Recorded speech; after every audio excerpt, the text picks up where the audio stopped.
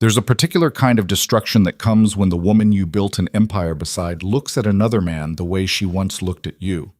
King Lucien Drakhar commanded armies, crushed rebellions, and made rival kingdoms kneel, but he couldn't command his own queen's heart to stay. This is the story of a marriage forged in politics and shattered by neglect, where every stolen glance between forbidden lovers tears at the fabric of an entire empire. Stick around until the end to see how far a king will go when betrayal comes from the one person he never thought would dare. Drop a like and comment your city name below so I know my pack is watching. The storm hit Norvath 3 days before the Winter Ascension Ball, turning the capital's cobblestone streets into rivers of freezing mud and forcing the palace servants to work double shifts preparing the Great Hall for the season's most important political theater. Queen Selene stood at her chamber window on the palace's eastern tower, watching lightning fracture the sky above the black iron gates, and tried to remember the last time her husband had looked at her like she was anything more than a strategic asset in an expensive gown. 8 years. 8 years since their wedding day when Lucien had smiled at her, really smiled, before the ceremony became another conquest to mark on his endless list of victories. Alpha King of Norvath, uniter of the Western Kingdoms, the man who made warlords nervous and politicians stumble over themselves for his approval, and the worst husband she could have possibly imagined. Not because he was cruel in the traditional sense. Lucien never raised his hand to her, never screamed, never threatened. He simply treated their marriage like he treated everything else in his empire, something to be managed, controlled, optimized for maximum political efficiency. Their conversations revolved around council meetings and public appearances. Their dinners together happened twice a month and felt like negotiations between rival corporations. Their bed had grown so cold that Selene couldn't remember the last time he'd touched her with actual desire instead of mechanical obligation. She pressed her palm against the frosted glass and felt her reflection stare back with hollow eyes. 28 years old and already a ghost. The door behind her opened without courtesy of a knock. Lady Morgana swept into the chamber with her usual theatrical energy, arms loaded with fabric samples and her sharp face twisted in concentration. "You're not even dressed yet." "Selene, the ball is in 6 hours and you look like you've been crying over poetry again." "I haven't been crying." Morgana dumped the fabrics onto the velvet settee and turned with her hands on her hips. "Then why do you look like death warmed over?" "Because I'm married to a man who treats me like a particularly valuable piece of furniture." The words came out harsher than Selene intended, but Morgana didn't flinch. The older woman had served as her lady-in-waiting for 5 years and knew better than most the private hell that existed behind the palace's golden facade. Morgana's voice softened slightly. "He's under tremendous pressure. The eastern provinces are still unstable after the rebellion. The Valdrin Kingdom is making noise about trade routes again. These things matter more than his wife's sanity." "I know. I've heard it before." Selene turned back to the window and watched servants scramble across the courtyard below, their figures small and insignificant against the storm. She envied them sometimes. At least they could quit. At least their prisons had doors. "Is the commander attending tonight?" Morgana's tone shifted into something careful. Selene's spine stiffened. "Which commander? You know which one?" "Cale Arden, the war hero from the Eastern Front. I heard he's been given a permanent post in the capital as reward for his service." Something hot and dangerous coiled in Selene's chest. She kept her voice neutral. "I wouldn't know. I don't keep track of military appointments." Morgana made a sound that might have been a laugh or a warning. "Of course you don't. That's why you've asked about him 3 times in the past month." "I asked once, and only because Lucien mentioned him during a council meeting." "Right." The lady-in-waiting moved to the wardrobe and began pulling out gowns with brutal efficiency. "Well, he'll be there tonight. Word is the king wants him honored publicly for saving half the eastern battalions from getting slaughtered. Should be quite the spectacle." Selene said nothing. She didn't trust her voice, because Morgana was right. She had asked about Cale Arden more than once, had paid attention during that council meeting when Lucien praised the young commander's tactical brilliance with something approaching actual respect in his voice, had found herself wondering what kind of man could earn admiration from a king who barely seemed to feel anything at all. And then, 3 weeks ago, she'd met him. Not formally, not through any official introduction. She'd been walking through the palace's eastern wing late at night, unable to sleep as usual, when she'd heard voices coming from the war chamber. Male voices, low and intense. She should have kept walking, should have minded her own business. But something drew her to the half-open door like gravity. Two men stood at the massive oak table covered in maps and battle plans. One was Lucien's military advisor, Lord Theron, gray-haired and perpetually exhausted. The other was younger, maybe 32 or 33, with dark hair pushed back from a face that looked like it had been carved out of granite by someone who understood the beauty of sharp edges. Kyle Arden. She knew it immediately, even though they'd never been introduced. Something about the way he held himself, confident without arrogance, alert without paranoia, marked him as someone who'd earned his position through blood instead of birth. And then he'd looked up and seen her standing in the doorway. Their eyes met for maybe 3 seconds, 4 at most. But Selene felt something crack open inside her chest that she'd spent years trying to keep sealed shut. Because Kyle hadn't looked at her like a queen. He'd looked at her like a woman, like someone real and alive instead of a pretty symbol draped in silk and duty. Lord Theron had stammered something about Her Majesty and protocol, but Kyle had simply nodded once, a gesture of respect without the usual groveling, and said, "Your Majesty," in a voice that sounded like whiskey poured over gravel. Then she'd fled like a coward. "Selene." Morgana's voice cut through the memory. "Are you listening to me?" The queen blinked and turned from the window. "What?" "I said the midnight blue or the silver? For tonight?" Selene looked at the gowns without really seeing them. Silver. Excellent choice. Now sit down so I can do something about your hair before the entire court thinks their queen has given up entirely. The Winter Ascension Ball transformed the Great Hall into something out of a fever dream. Thousands of candles burning in crystal chandeliers, musicians filling every corner with competing melodies, nobles dressed in their most aggressive displays of wealth, crowding the marble floors like peacocks fighting for dominance. Selene stood at Lucien's side on the raised dais, her face arranged in the pleasant mask she'd perfected over 8 years of public performance, while the king greeted various lords and ladies with the warm charisma he reserved exclusively for political maneuvering. "Lord Cedric, so good of you to attend. I trust the harvest in your province exceeded projections?" "Beyond expectations, Your Majesty. The new irrigation system you suggested proved invaluable." "Excellent. We'll discuss expansion during the next council session." The conversation flowed with practiced ease. Lucien was brilliant at this, making every person feel important while subtly reminding them who held ultimate power. It was a gift Selene had watched him deploy 1,000 times, and she hated how attractive it made him.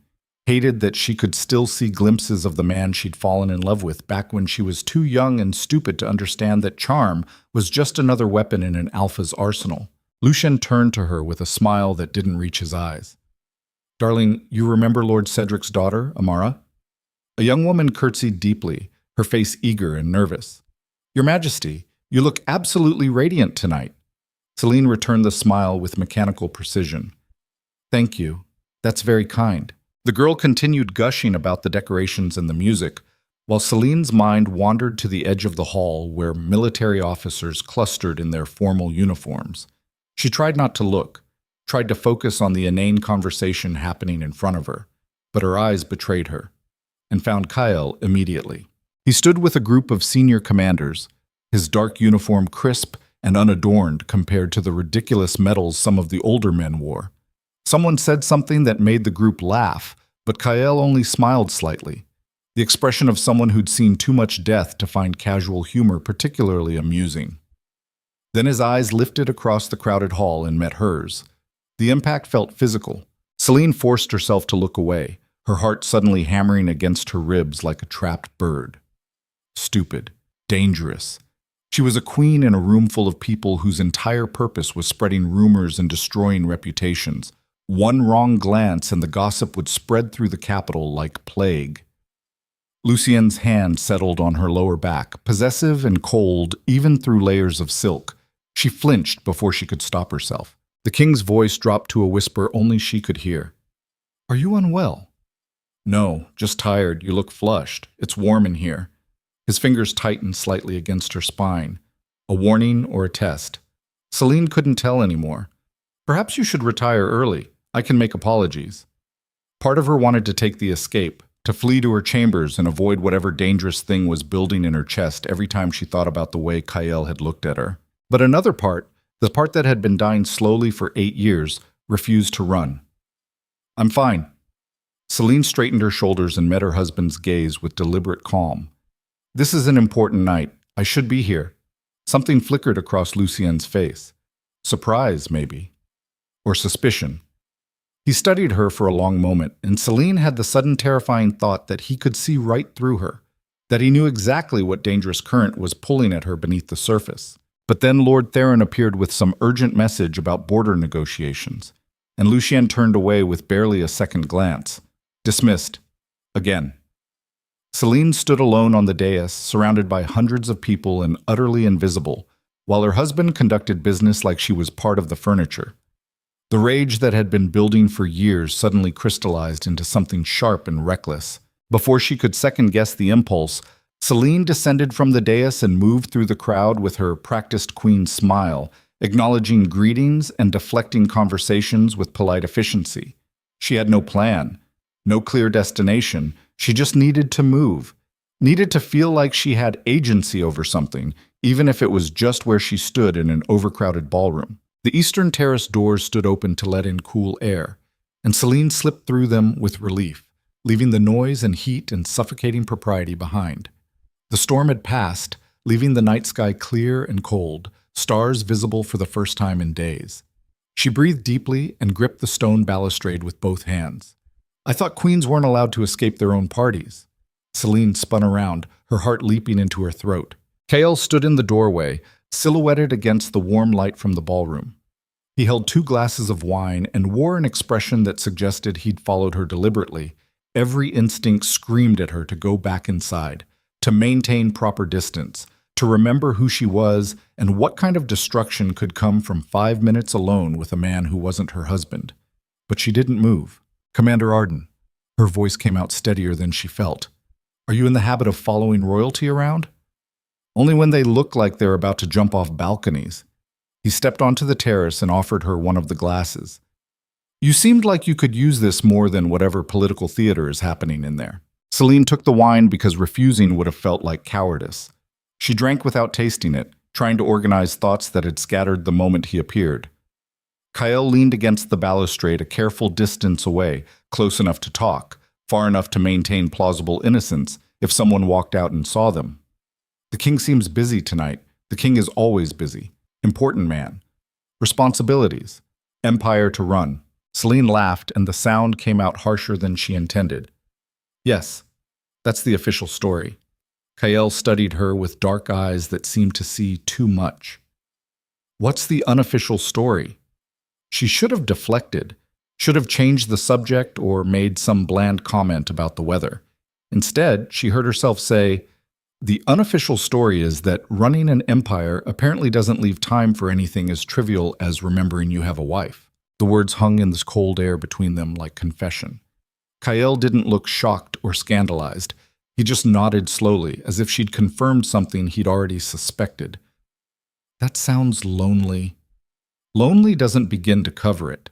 Selene finished the wine in one long swallow and set the glass on the stone rail with more force than necessary. "Sorry, I shouldn't be saying this, not to you, not to anyone." "Why not? Because I'm not important enough to hear the Queen's complaints?" "No. Because you're honest enough that I'm afraid of what might happen if I keep talking." The air between them shifted into something dangerous. Kael turned to face her fully, and Selene felt the intensity of his attention like heat against her skin. "Your Majesty." "Selene." "God, I'm tired of everyone calling me that." His voice dropped lower. "Selene, that's a dangerous thing to say to someone like me." "Someone like you?" "Someone who's spent the last 3 weeks trying not to think about the way you looked standing in that doorway watching me work. Someone who knows exactly how catastrophically stupid it would be to feel anything at all for a woman who belongs to the most dangerous man in the Western Kingdoms." Selene's breath caught. "I don't belong to anyone." The words came out fierce and immediate, surprising them both. Kael smiled, and it transformed his entire face from something carved and serious into something almost boyish. "There it is. The real person under all that royal polish. You don't know anything about the real me. No, but I'd like to.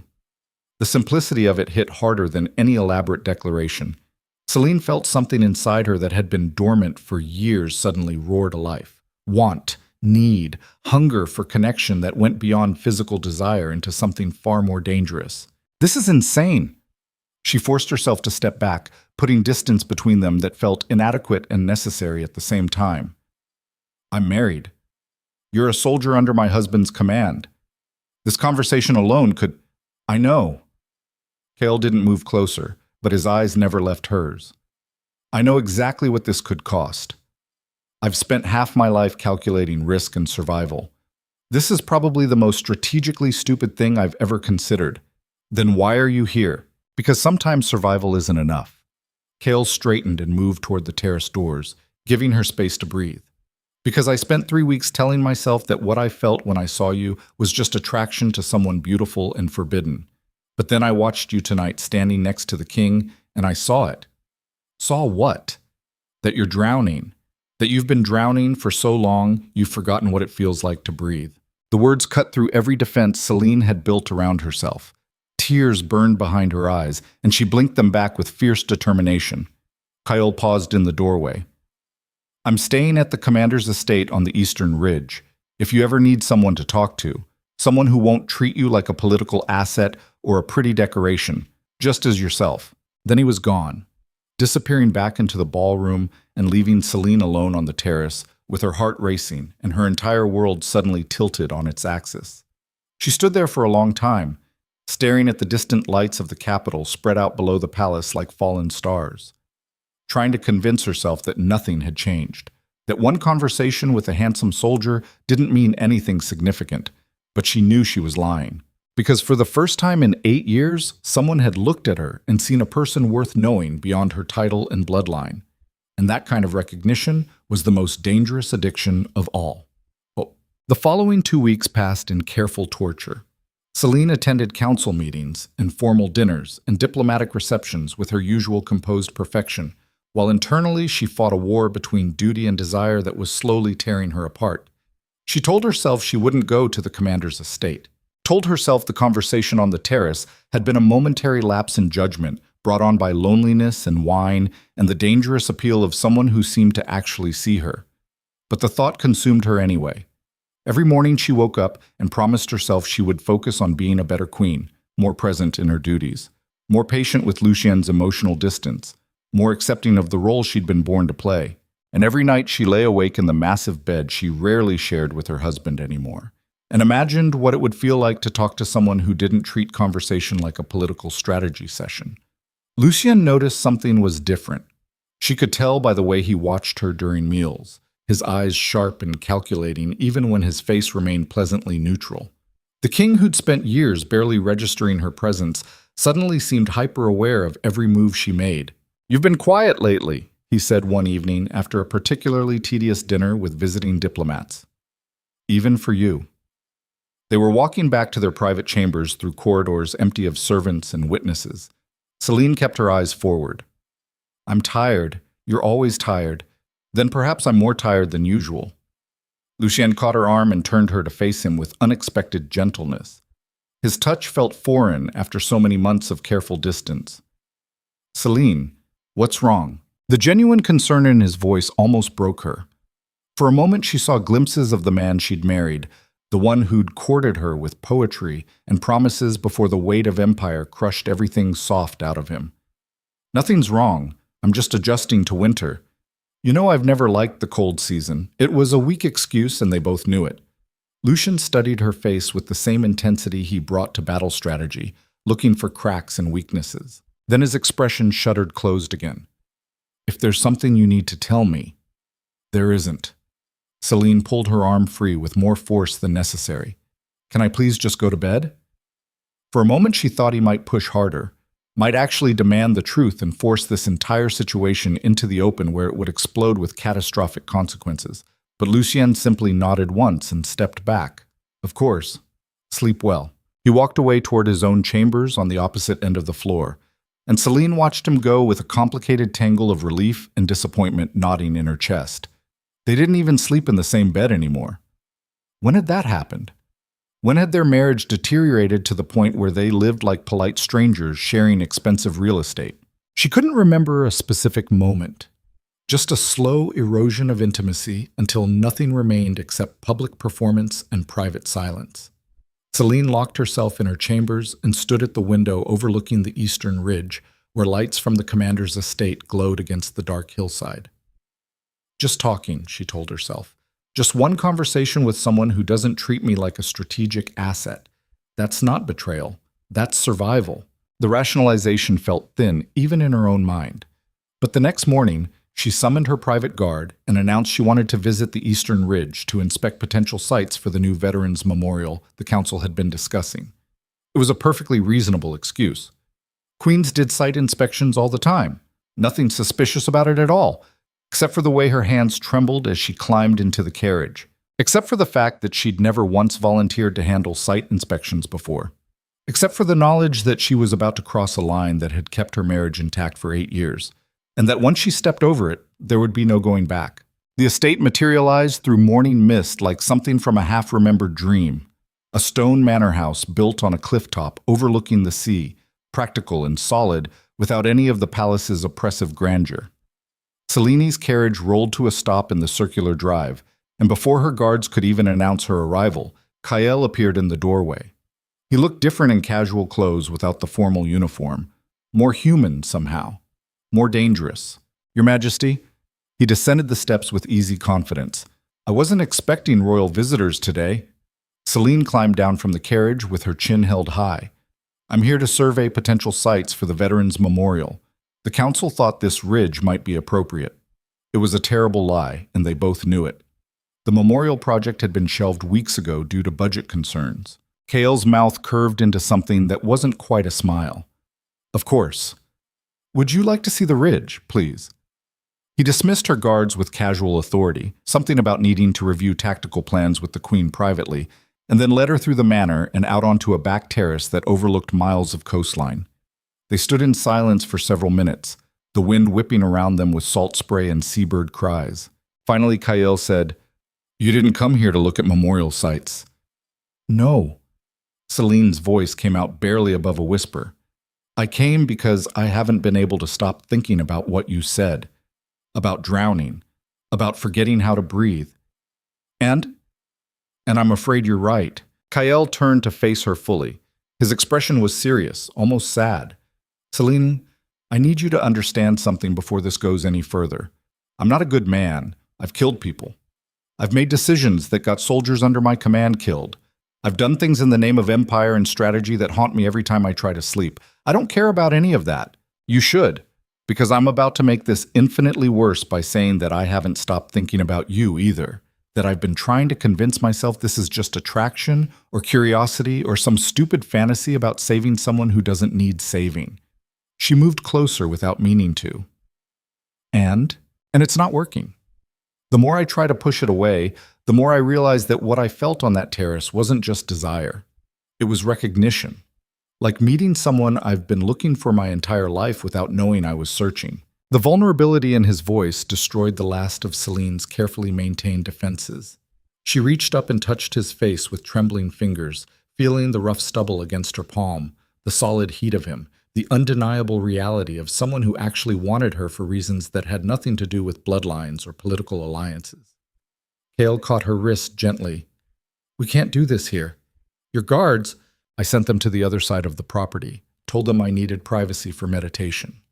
He laughed, the sound rough and surprised. You're a terrible liar. I know. Selene moved closer until they were breathing the same air. I know exactly how terrible this is, how dangerous, how destructive. I know all of it, and I still came here because I'm tired of being slowly crushed under the weight of duty and neglect and loneliness. Kael's control finally broke.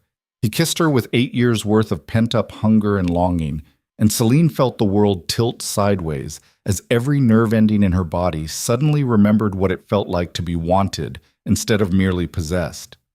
They stumbled back into the manor house, hands everywhere, clothes loosening, years of restraint collapsing into desperate need. And for the first time since becoming queen, Selene felt alive. Case. The affair began in the worst possible way, with lies and stolen hours and the kind of addictive passion that makes people abandon everything they've ever valued. Selene told herself it was temporary, a moment of weakness she would confess and repent for later, a brief rebellion against a life that had slowly suffocated every authentic part of herself. But temporary turned into weeks, and weeks turned into obsession. She found excuses to leave the palace several times a week, citing charitable work and diplomatic visits and site inspections. Her ladies-in-waiting gave her knowing looks but said nothing. Morgana started making pointed comments about taking unnecessary risks. And through it all, Kael became the center of her entire emotional existence. They talked for hours about everything and nothing.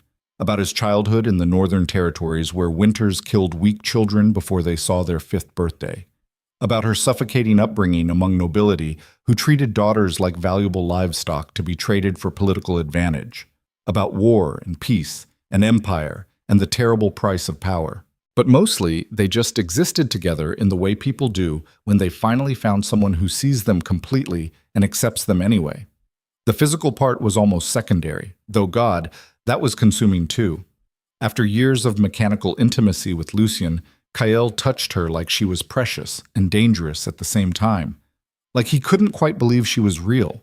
Like every moment together might be their last, so nothing could be wasted on pretense or performance. It should have been enough.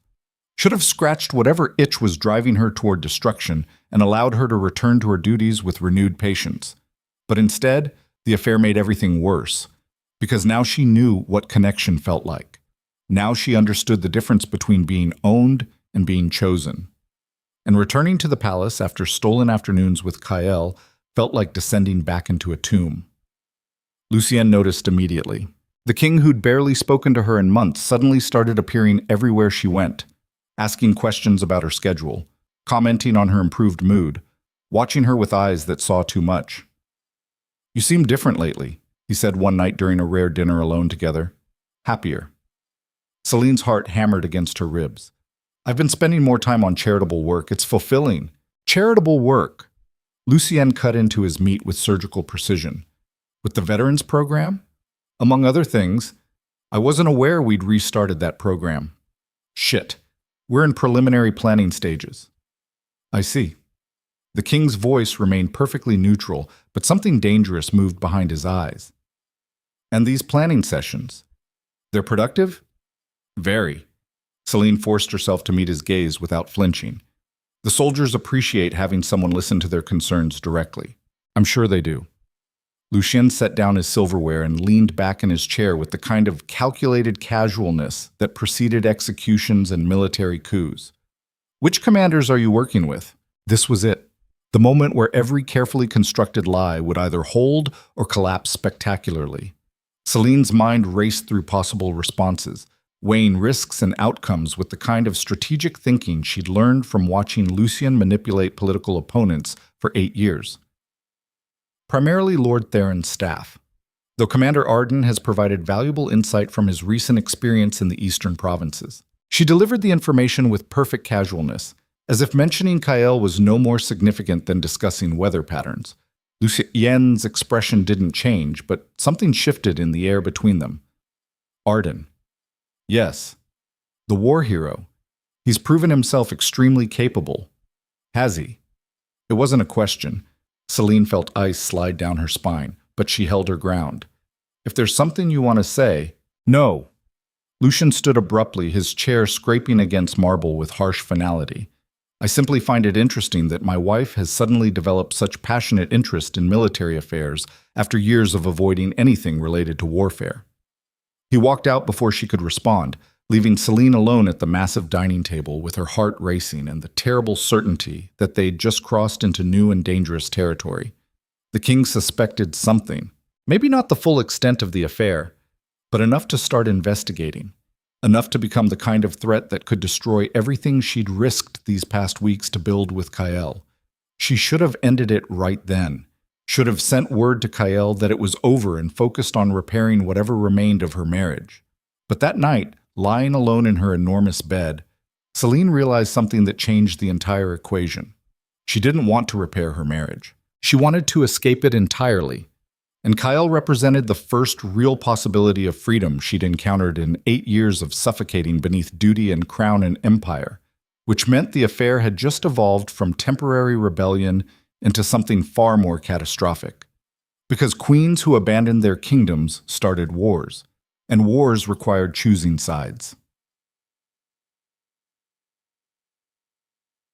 The breaking point came 3 weeks later during preparations for the Winter Ascension Ball, the massive formal event where Lucien planned to publicly honor his most distinguished military officers, including Kyle. Selene stood in her chambers being fitted for yet another elaborate gown, while Morgana hovered nearby with increasingly worried expressions.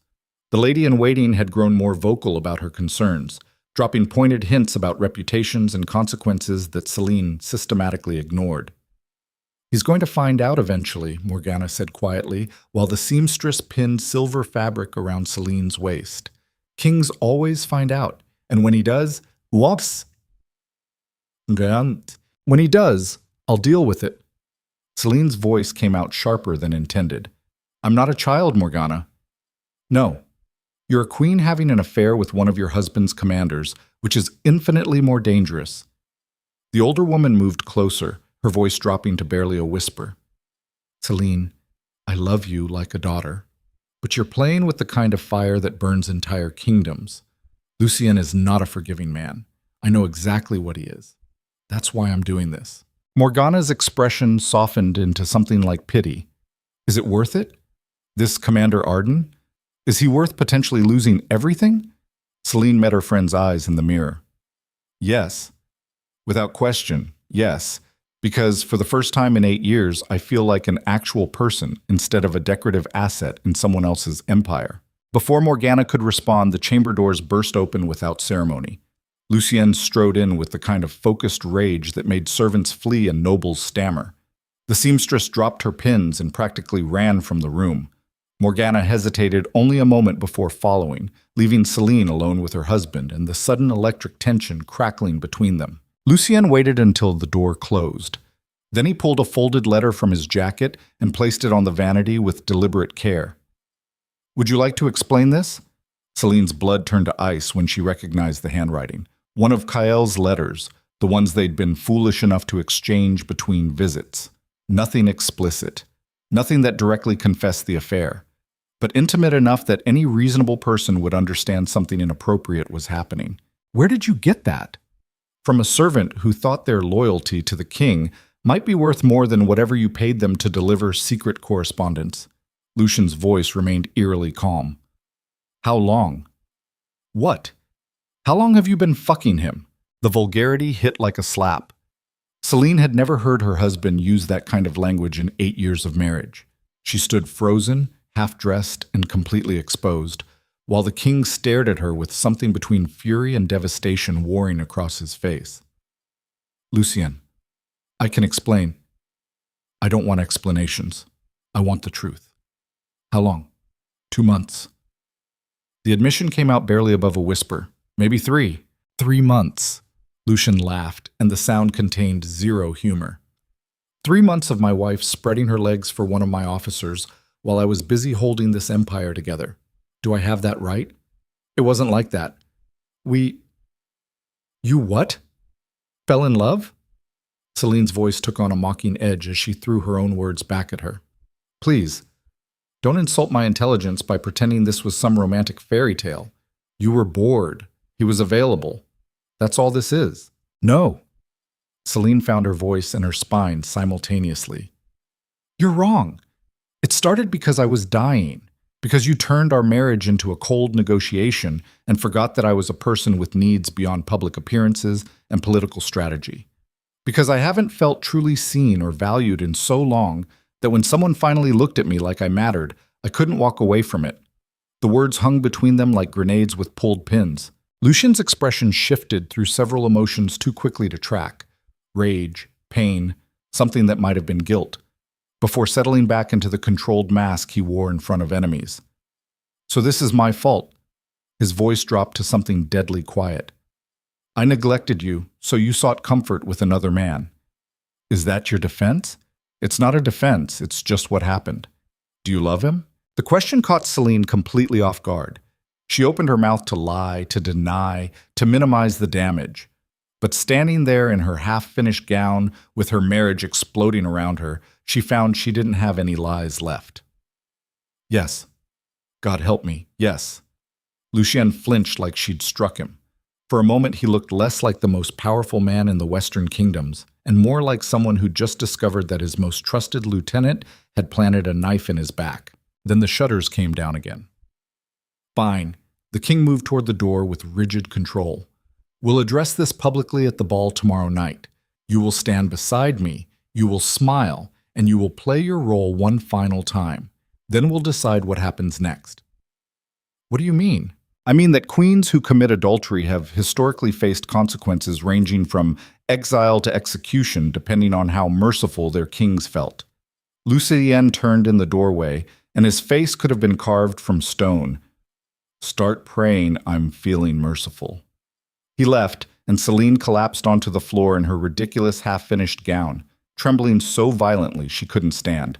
Everything was about to explode. The ball was tomorrow night, Lucien knew, and Kael had no idea the trap that was about to close around all of them. Selene spent the night staring at her chamber ceiling, watching shadows move across painted clouds and golden cherubs that suddenly looked less like art and more like mockery. Sleep was impossible. Every time she closed her eyes, she saw Lucien's face, that moment when the mask had cracked, and she'd glimpsed actual pain beneath all that controlled fury. 8 years of marriage, and she'd never seen him look vulnerable before. Not during war councils when casualty reports came in.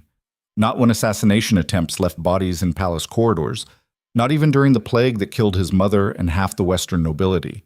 But her confession had broken something in him that battlefields and political betrayals never touched, which was the cruelest irony of all. She'd finally made her husband feel something genuine, and it was agony. Dawn came gray and cold through her windows.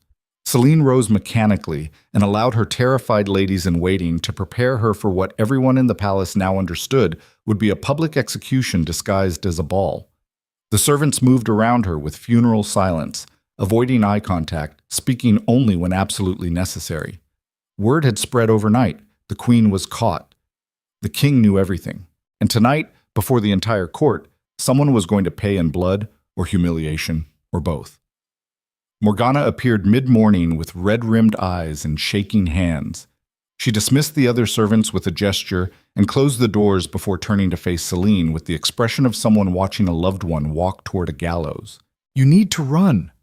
The older woman's voice cracked on the words. "Right now, before tonight. I can arrange horses, supplies, safe houses in the southern provinces. And go where?" Selene stood at the mirror adjusting the diamonds at her throat with steady fingers. "I'm the Queen of Norvath. There's nowhere in this empire where Lucien's reach doesn't extend.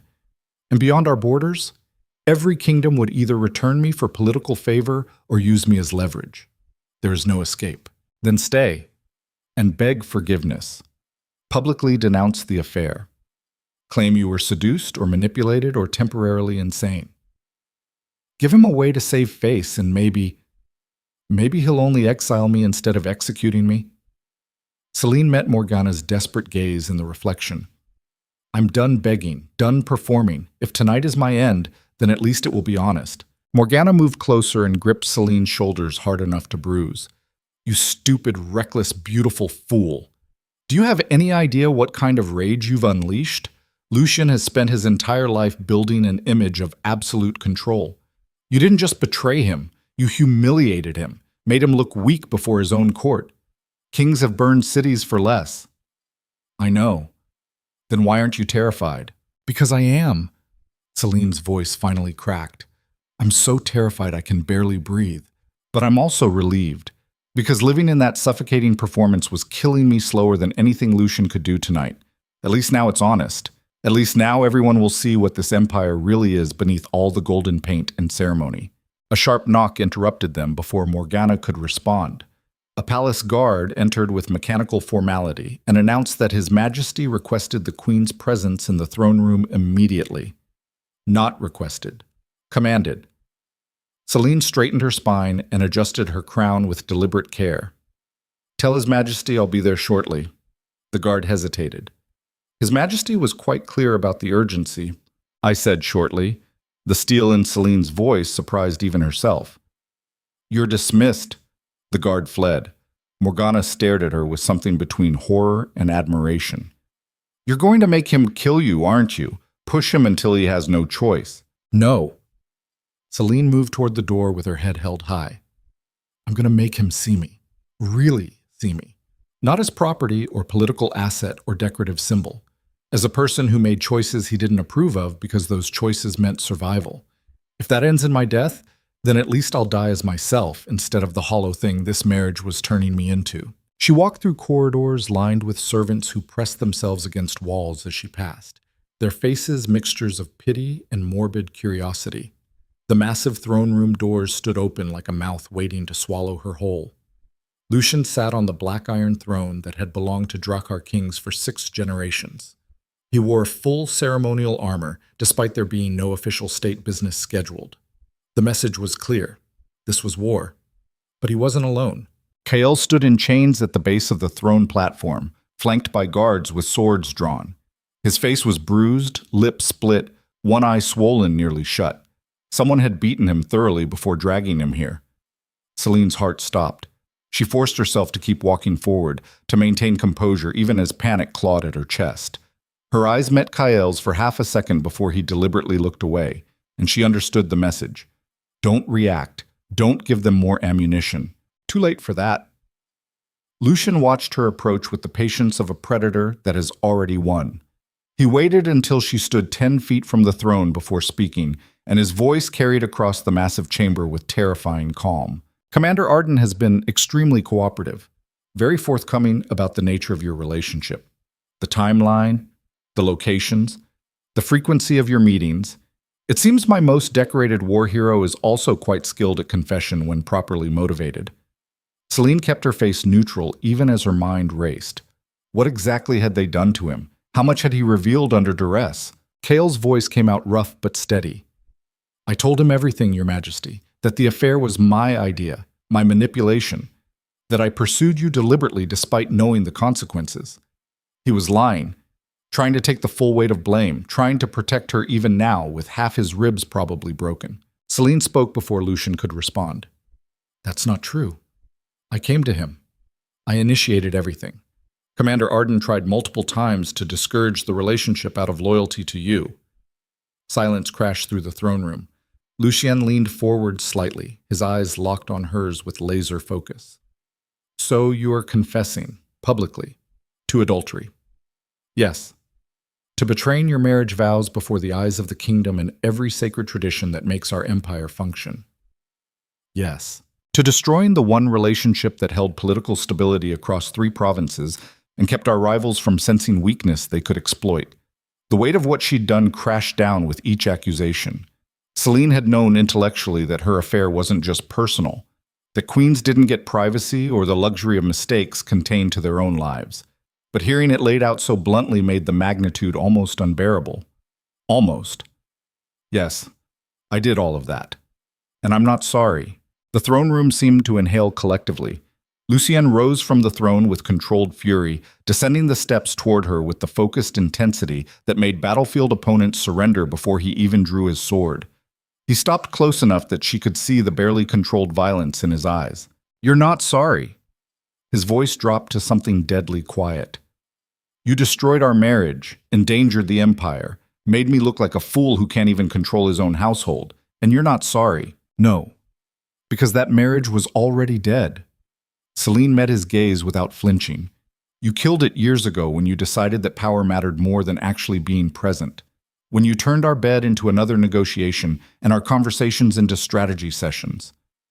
I was dying beside you, Lucien, slowly suffocating under all that cold perfection and political calculation. Kael didn't seduce me away from something beautiful. He offered me air when I was drowning. Something flickered across Lucien's face, pain or rage or recognition.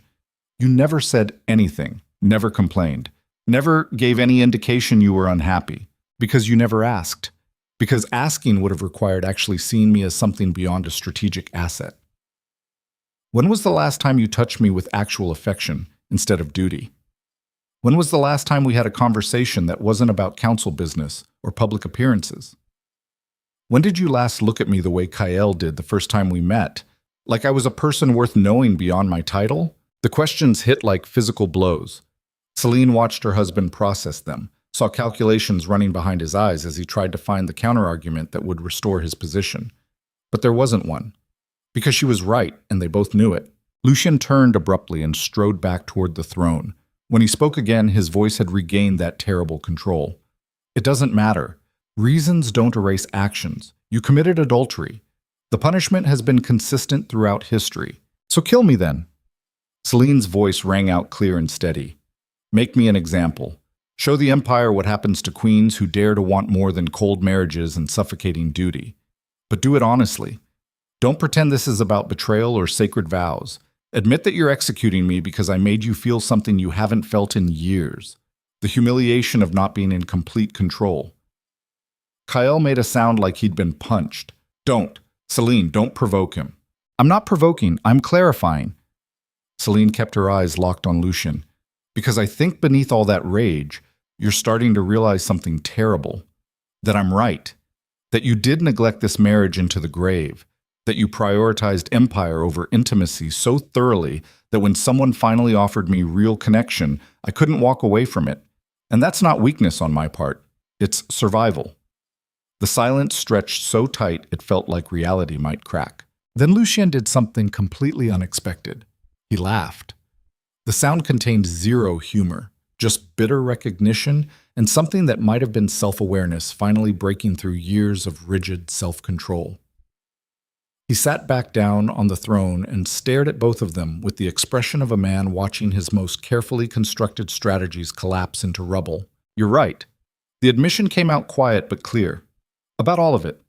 I did neglect you, did turn our marriage into another territory to manage instead of a relationship to nurture, did forget that you were a person with needs beyond what I could provide through status and luxury. Selene felt tears burning behind her eyes but refused to let them fall. Then why are we here? Why drag Kael in chains? Why this whole theatrical setup if you understand? Because understanding doesn't erase consequences. Lucien's voice hardened again. You think I can just forgive this and move forward? That the nobility will accept their king as weak and cuckolded? That rival kingdoms won't see this as exactly the opening they've been waiting for? So this is about appearances. About saving face. This is about survival. Not mine. The Empire's. Lucien stood again and gestured at the doors where Selene could now see shadows of people gathering. Nobles, council members, military officers, all waiting for the drama to unfold. Tonight, before every important person in this kingdom, I will give you a choice. The only choice that allows us both to walk away from this with some dignity intact. What choice? Remain queen and publicly denounce your affair with Commander Arden. Swear before the court that it's over and will never happen again. Continue our marriage under new terms where you understand the consequences of further betrayal. And if I refuse, then you abdicate, publicly. You surrender every title, every privilege, every protection this empire offers, and you leave with him. Lucien's gesture toward Kael was almost casual. I'll grant you both safe passage to the southern territories, and enough gold to start whatever life you imagine is waiting beyond these walls. But you'll never return. Never contact anyone in the capital again. You'll be dead to this kingdom. The weight of the ultimatum crushed down like physical pressure.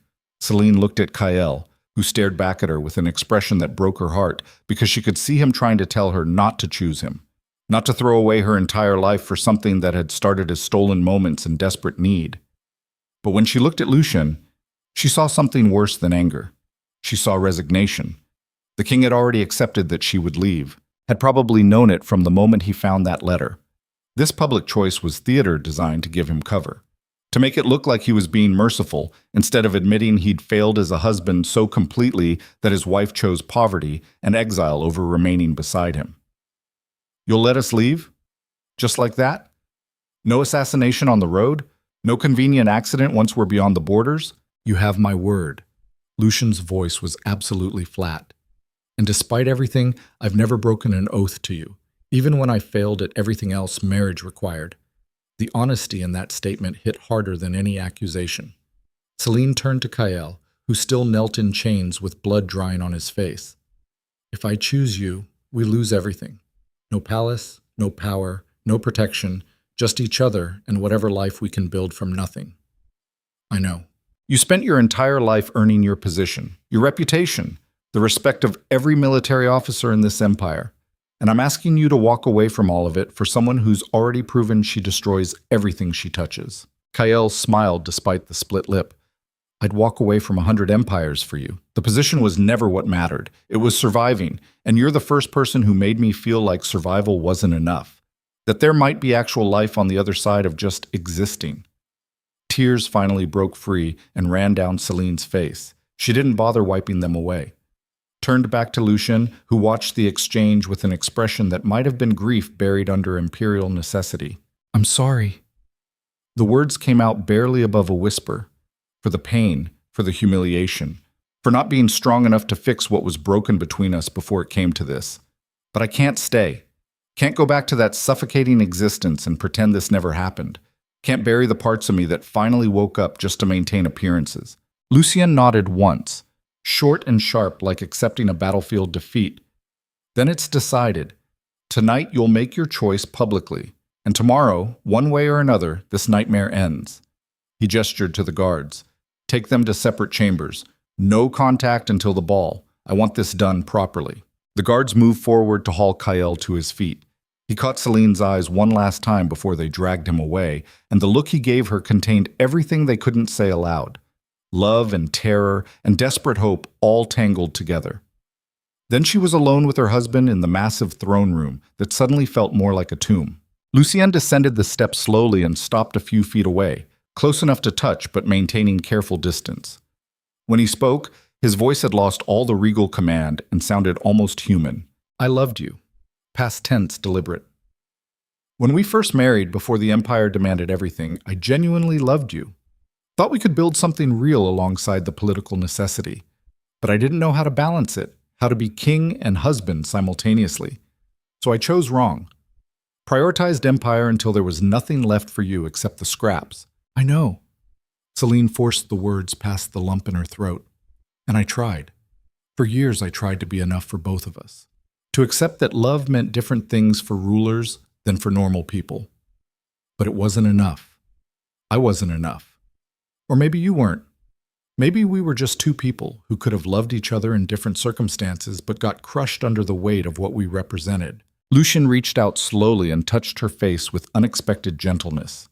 Traced the line of her jaw the way he used to during those first months of marriage before everything turned cold. You were always enough. That's what makes this so much worse. You were exactly who I needed, and I destroyed it through neglect and stupidity. And now I have to stand in front of the entire kingdom and watch you choose him. Have to smile and play the merciful king, while internally I'm imagining all the ways I could make him suffer for taking what I threw away. The raw honesty in his voice made Selene's chest ache. Then, don't be merciful. Don't give us safe passage. Just execute us both and be done with it. At least that's honest. No. Because then he wins. Lucien's voice hardened again. Your commander gets to die a martyr, and you become a tragic romantic legend. Nobles will write poetry about the doomed lovers destroyed by a tyrant king. I'll be the villain in stories told for generations.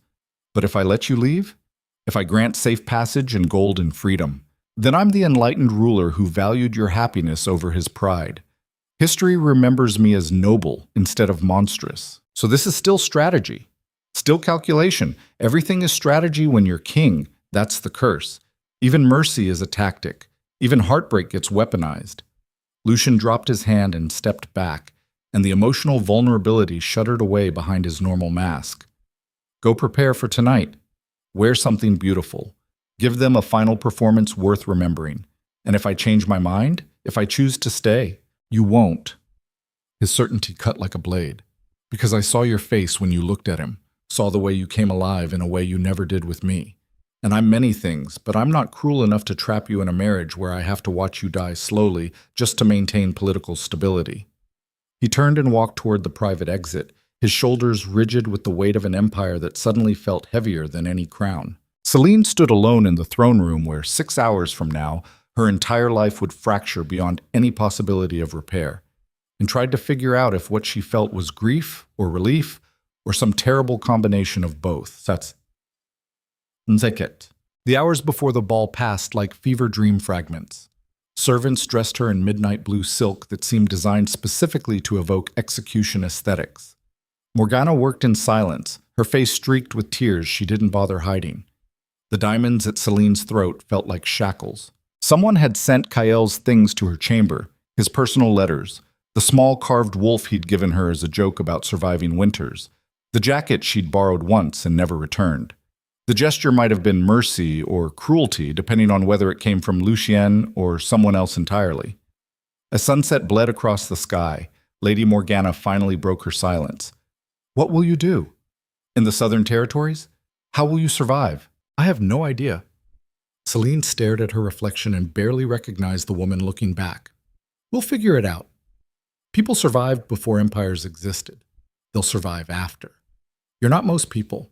You've never cooked your own meals or washed your own clothes or done any of the 1,000 things normal people do every day.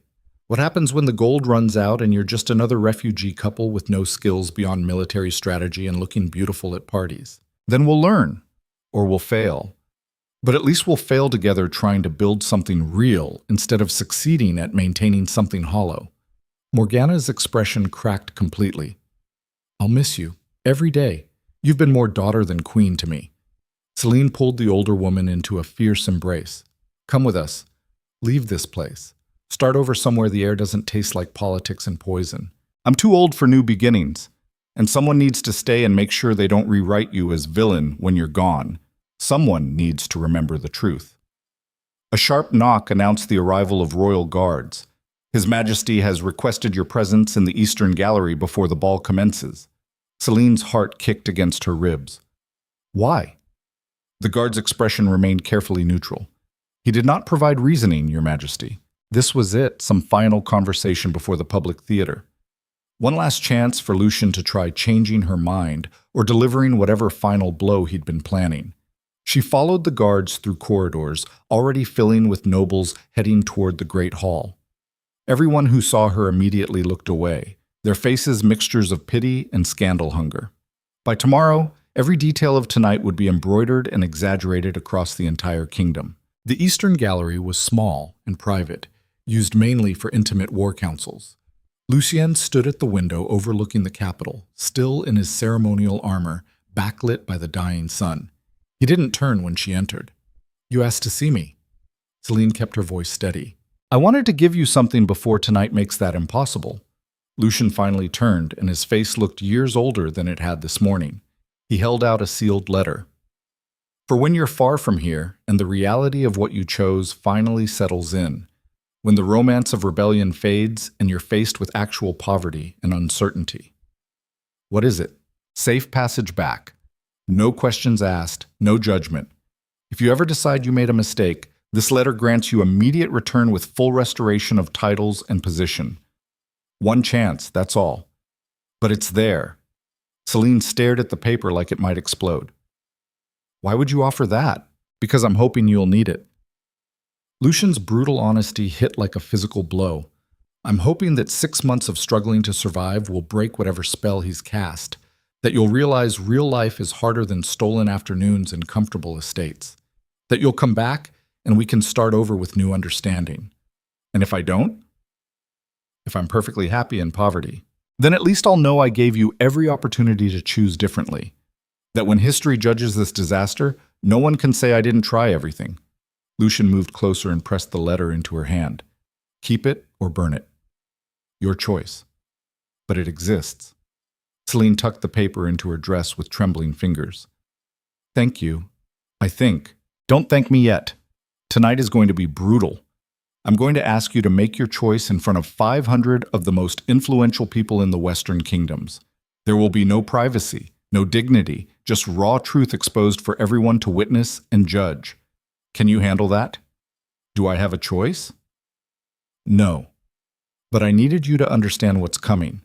Needed you to have one final moment where we could speak honestly before everything becomes performance. They stood in silence for a long moment.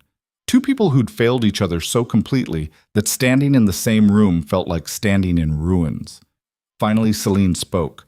I'm sorry it came to this, that we couldn't find a way to fix what broke before it shattered completely. Me too. Lucien's voice cracked slightly before he caught it. But maybe some things break because they were never meant to hold the weight we placed on them. Maybe we were just two people trying to build love inside a system designed to crush anything soft. Is that what you'll tell yourself when I'm gone and you're alone on that throne? Probably.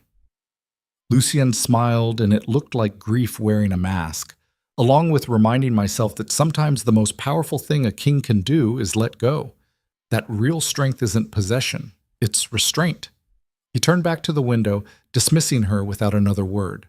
Selene walked toward the great hall alone, the sealed letter burning against her skin like both weapon and lifeline, and tried to prepare herself for whatever public destruction waited on the other side of those massive doors.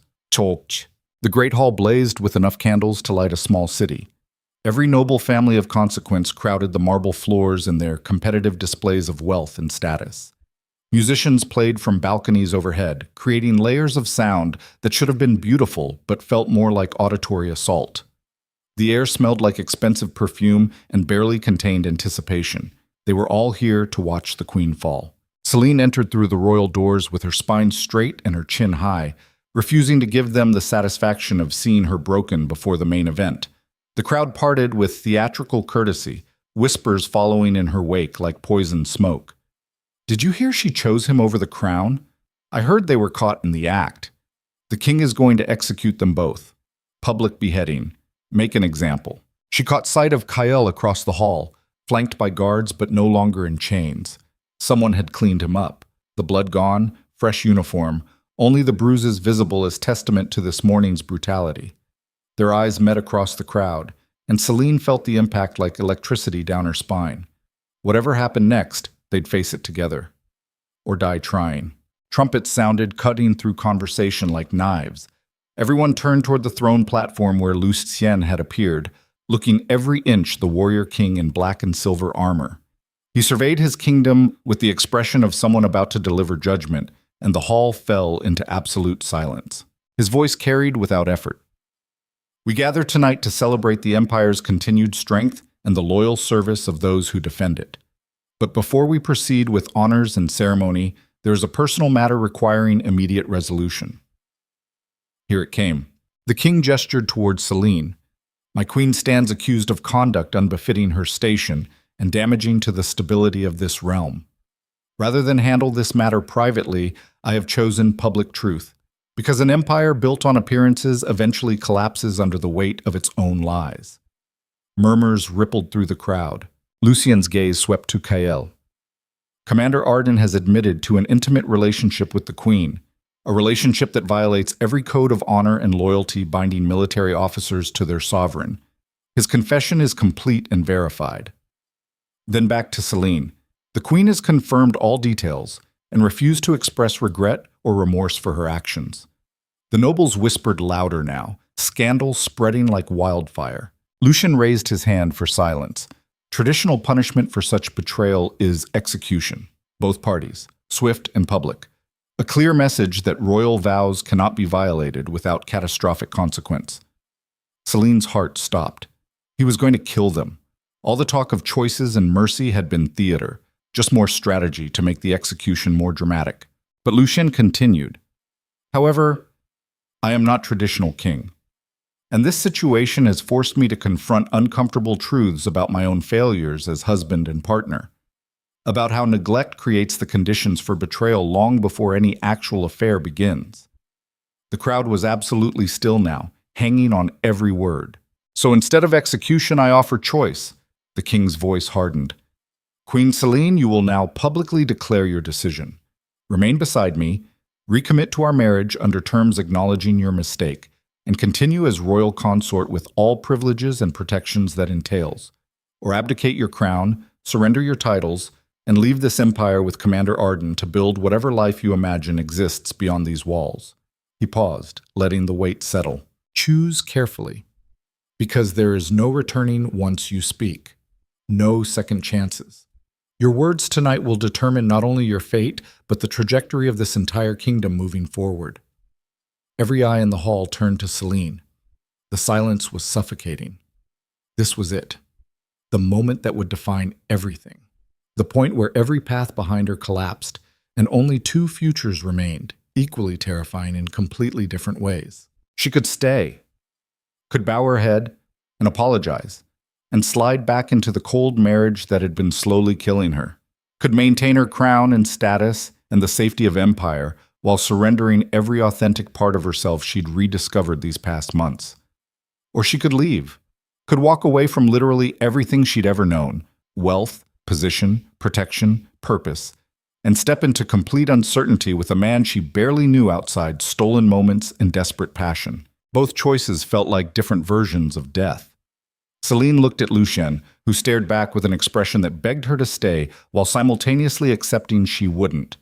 Looked at Kael, whose face showed nothing but quiet support for whatever decision she made. Looked at the sea of nobles who would tear apart her reputation regardless of what she chose. Then she looked at herself, the woman who'd spent 8 years performing, smiling through loneliness, accepting emotional starvation as the price of stability, dying slowly in a golden cage while everyone told her how lucky she was. That woman was already dead. Selene stepped forward, her voice clear and steady despite the terror coursing through her veins. "I choose freedom." The hall erupted. The hall exploded into chaos the moment those two words left Selene's mouth. "I choose freedom." Nobles erupted into shouting matches. Military officers surged forward only to be blocked by royal guards who looked equally torn between duty and shock. Women gasped and clutched their jewelry like physical reminders of what Selene was throwing away.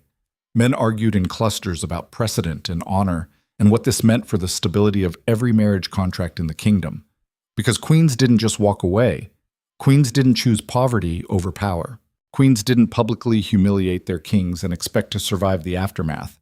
But Selene had just done exactly that, and the empire was fracturing in real time as everyone tried to process what they'd witnessed. Lucien stood on the throne platform looking like he'd been struck by lightning.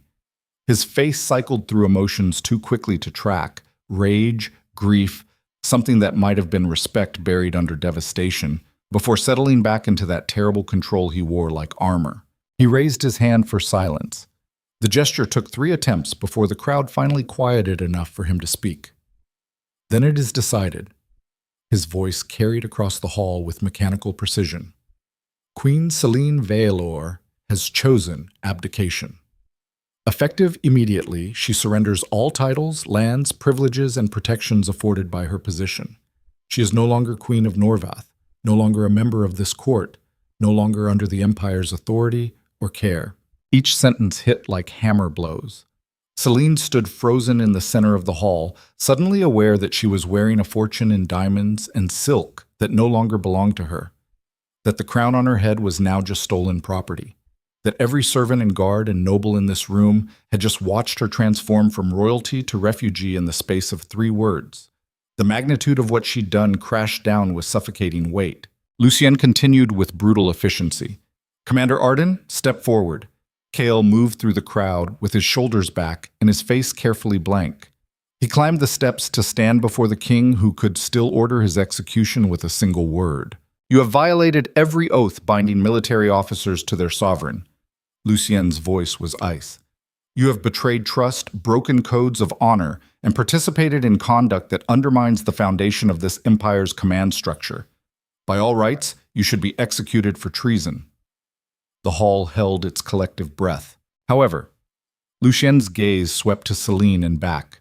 "The former queen has chosen you over her crown, and I am curious to see how long that choice survives contact with reality.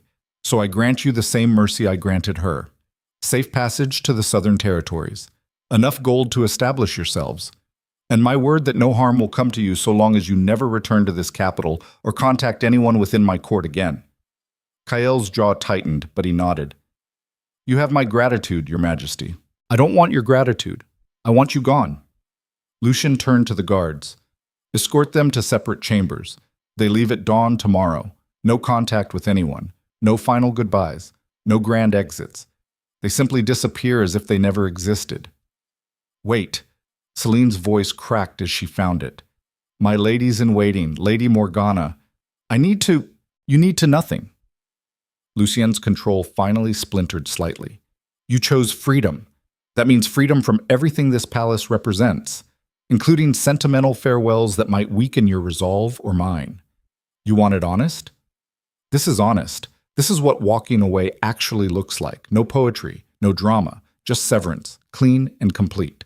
The cruelty of it staggered her, but Selene forced herself to meet his eyes and see the truth beneath the brutality. Lucien was barely holding himself together. This cold efficiency was the only thing keeping him from either collapsing or ordering executions after all. So she gave him the only mercy she could. She removed the crown with steady hands and placed it on the steps leading to the throne. Removed the royal seal ring, the diamond necklace, every piece of jewelry marking her as queen. Stripped herself of the symbols while 500 people watched in scandalized silence. When she finished, she stood in just the silk gown with her hands empty and her throat bare. Lucien stared at the pile of royal artifacts like they were pieces of his own heart torn out and displayed. Then he turned away sharply and gestured to the guards. Get them out of my sight. The guards moved in immediately, surrounding Selene and Kael with professional detachment. They were led through side doors away from the still chaotic crowd, down servants' corridors that Selene had never used in 8 years of marriage, into the bowels of the palace where important people were made to disappear. They separated them at a junction point. Kael reached for her hand, but guards blocked him immediately. Tomorrow morning. His voice was rough. Whatever happens tonight, just remember tomorrow we leave together. Selene nodded because speech was suddenly impossible. Then they were pulling her down a different hallway toward chambers she didn't recognize, and Kael disappeared from view. The room they locked her in was comfortable enough, clearly meant for high-ranking prisoners or guests who'd fallen out of favor. Bed, chairs, a window overlooking the gardens. But the door only opened from the outside and guards stood posted in the corridor. She was already a prisoner, already reduced from queen to captive in the space of an hour. Selene collapsed onto the bed fully clothed and stared at the ceiling while her mind tried to process the enormity of what she'd just done. Every logical voice in her head screamed that she'd made a catastrophic mistake, that choosing love over empire was the kind of romantic stupidity that got people killed in real life, that 6 months from now she'd be starving in some southern slum while Kael resented her for destroying his military career. But beneath the terror lived something else, relief. Profound, overwhelming relief that the performance was finally over, that she'd chosen truth over comfort, that whatever happened next, she'd be facing it as herself instead of as some hollow symbol draped in silk and duty. The door opened without warning. Selene sat up expecting guards, or maybe Lucien coming to deliver some final cruelty. Instead, Lady Morgana swept in with tears streaming down her face and her arms full of practical traveling clothes. The guards gave me 5 minutes. The older woman's voice was wrecked. 5 minutes to say goodbye and give you these before they drag me back to my chambers under house arrest. Morgana, I'm so sorry. Don't apologize. Morgana dumped the clothes on the bed and gripped Selene's shoulders hard. You did the only thing that could save what was left of your soul. I'm terrified for you, absolutely terrified. But I'm also proud, because you chose life over slow death, and that takes more courage than anything else. What will happen to you? Lucien will do nothing to me. I'm too old and too connected to punish without looking petty, but he'll make sure I can't contact you or help you once you're gone. She pulled a small pouch from her dress and pressed it into Selene's hands. Extra gold, hidden in the lining of that cloak. Don't let anyone know you have it, not even Kael, until you're sure you can trust him completely. The warning sent ice down Selene's spine. You think he might betray me? I think desperation makes people do terrible things, and you're both about to be more desperate than you've ever been in your privileged lives. Morgana's grip tightened. Promise me you'll be careful. Promise me you won't trust anyone completely until you're far from here and safe. I promise. And if it all falls apart, if you realize you made a mistake, that letter Lucien gave you, I'm not using it. Selene's voice came out fiercer than she intended. I'm not going back. Whatever happens, I'm moving forward. Morgana studied her face for a long moment, then nodded slowly. Then you'll survive this, because that kind of certainty is what separates survivors from casualties. Footsteps echoed in the corridor, guards returning to enforce the time limit. Morgana pulled Selene into a fierce embrace. I love you. Always. No matter what happens or how far you go or how much time passes. You will always be my daughter in every way that matters. I love you too. Selene's voice broke completely. Thank you for everything, for seeing me when no one else did, for keeping me sane all these years. The door opened and guards appeared with expressions that said sentiment was over. Morgana released her and walked toward the exit with her spine straight and her face carefully composed. She paused in the doorway and looked back one final time. Survive first. Live later. Remember that. Then she was gone and Selene was alone again with practical traveling clothes and a pouch of hidden gold, and the crushing weight of having just severed every connection to the life she'd known for 8 years. She changed out of the silk gown mechanically, folding it with careful precision even though it no longer belonged to her, and no one would care if she threw it on the floor. Put on the sturdy wool dress and cloak that Morgana had brought, hid the gold pouch exactly where the older woman had indicated. Then she sat by the window and watched the palace gardens where servants moved like shadows preparing for tomorrow's inevitable cleanup of tonight's disaster. Somewhere in another locked chamber, Kael was probably doing the same thing, staring out windows and wondering if they'd both just committed the most beautiful suicide in the Empire's history. The night crawled past with agonizing slowness. Selene didn't sleep, couldn't. Every time she closed her eyes, she saw Lucien's face when she'd chosen freedom, saw the way something had died behind his eyes, even as he maintained that brutal composure. She'd destroyed him, not with the affair itself, though that certainly hurt, but with the public choice, with making him stand before his entire court and watch her walk away, with forcing him to grant mercy when every instinct probably screamed for violence. That kind of humiliation would haunt him forever. And despite everything, despite choosing to leave, Selene felt the weight of what she'd done to a man who had once loved her before Empire crushed everything soft out of him. Dawn came gray and cold. Guards appeared at her door with expressions that suggested any pretense of courtesy was finished. They escorted her through servants' passages to a side gate, where a single carriage waited with 2 horses and a driver who wouldn't meet her eyes. Kael was already there, also dressed in practical traveling clothes instead of military uniform. He looked exhausted and bruised and absolutely determined. Their eyes met across the courtyard, and Selene felt something settle in her chest. Whatever came next, they'd face it together.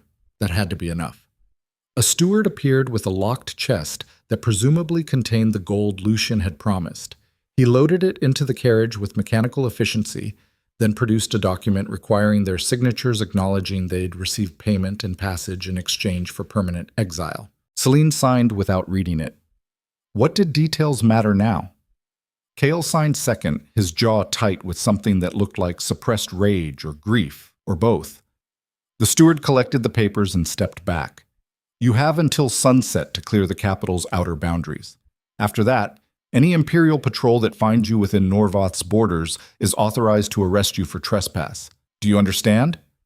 Crystal clear. Kael's voice was flat. Then you're free to leave. The word free felt like mockery considering the circumstances. But Selene climbed into the carriage without comment and Kael followed, the door closing behind them with brutal finality. The driver cracked his whip and they lurched into motion. Selene pressed her face to the window and watched the palace recede behind them.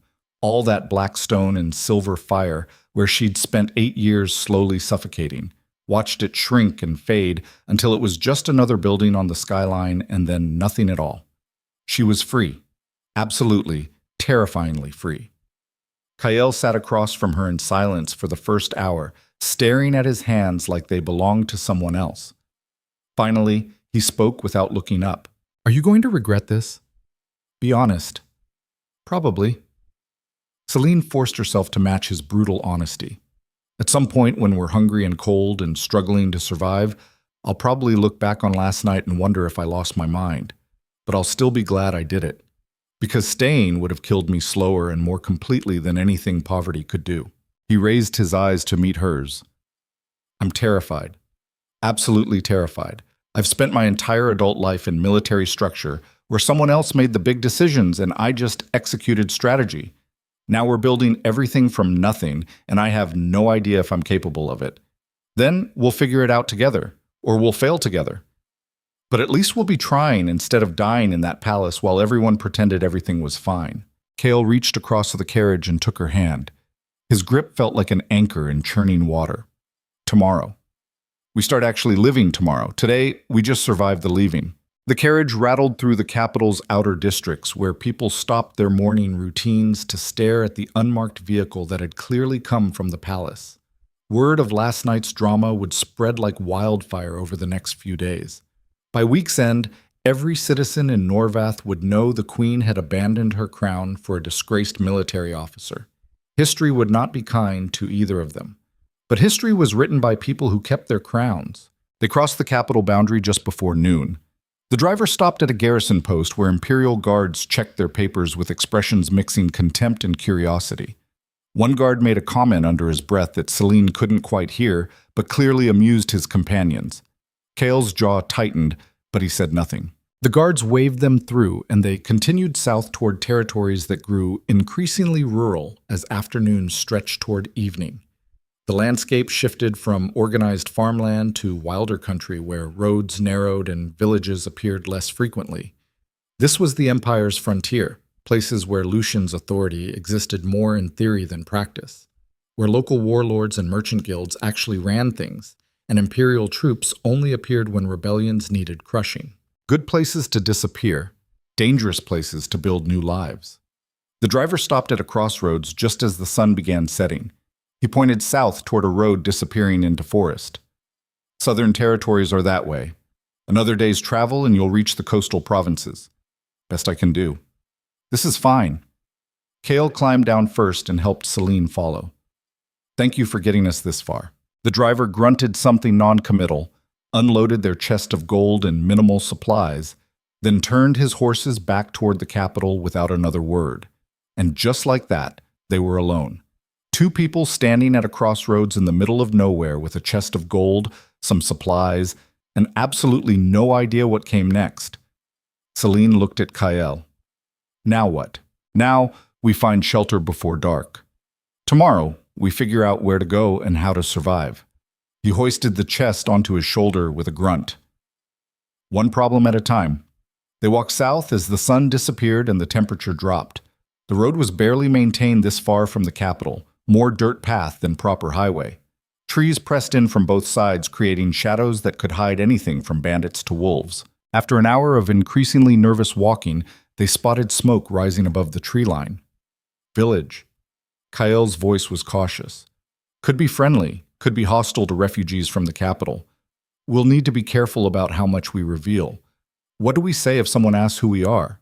Discharged soldiers looking for work. It's close enough to true and doesn't invite too many questions. They approached the village carefully, maybe 30 buildings clustered around a central square with a well. The kind of frontier settlement that probably existed semi-independently, regardless of which kingdom claimed authority over the territory. The locals noticed them immediately. Conversation died as suspicious faces tracked their movement. A group of men by the well straightened up with hands drifting toward weapons worn casually at their belts. Kyle set down the chest and raised his hands in universal gesture of non-threat. We're travelers heading south, looking for a place to stay the night. Can pay for food and shelter if someone has space.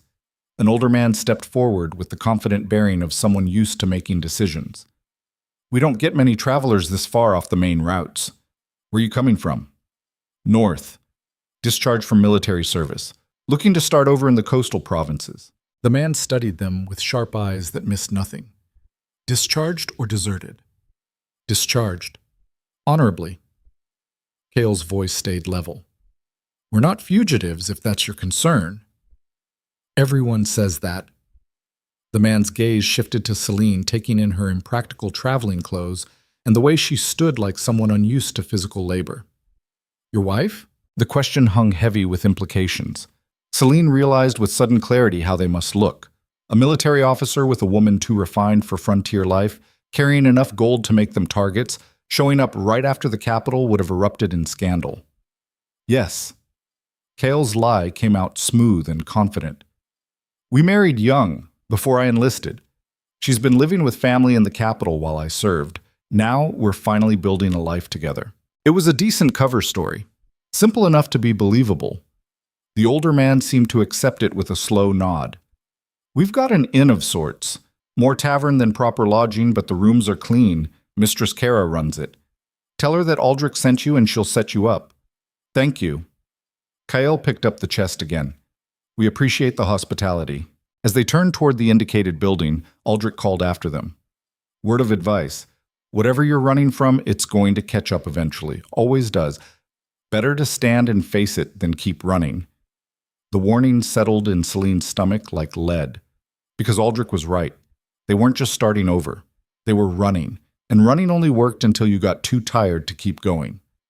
The inn was exactly what Aldrich had promised. Serviceable, but rough around the edges. Mistress Kara turned out to be a weathered woman in her 50s who took one look at them and immediately understood they had gold, but probably no practical survival skills whatsoever. She quoted an inflated price for a room and meals. Kale paid it without negotiating because arguing would have drawn more attention. They ate in silence at a corner table while other patrons, mostly local farmers and traders, watched them with varying degrees of curiosity and suspicion. Selene kept her head down and tried to look unremarkable, even though everything about her screamed wrong for this environment. Her posture, her mannerisms, the way she held her fork.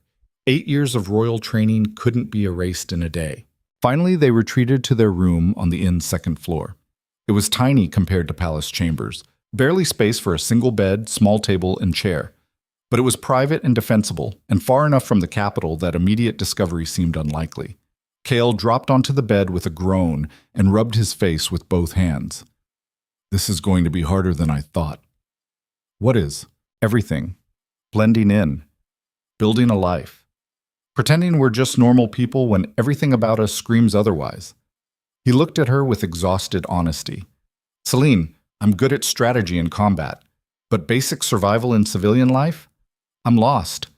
Then we learn. Together. She sat beside him and took his hand. We have gold. That buys time to figure things out. Gold doesn't last forever. And when it runs out, what then? What skills do either of us actually have that translate to frontier life?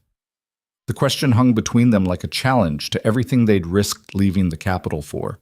Because he was right. What could a former queen and a disgraced military officer actually contribute to communities like this one? Selene couldn't cook or clean or do any of the 1,000 practical tasks normal people handled daily. Kale could fight and plan battles, but those skills only mattered during wars. In peacetime, on the frontier, they were effectively useless. We'll figure it out. Selene forced confidence she didn't feel. People survived before empires existed. They built lives without crowns or military rank. We can too. Kale pulled her close and pressed his face against her hair. I hope you're right, because I just walked away from everything I've ever known and accomplished for this. For you.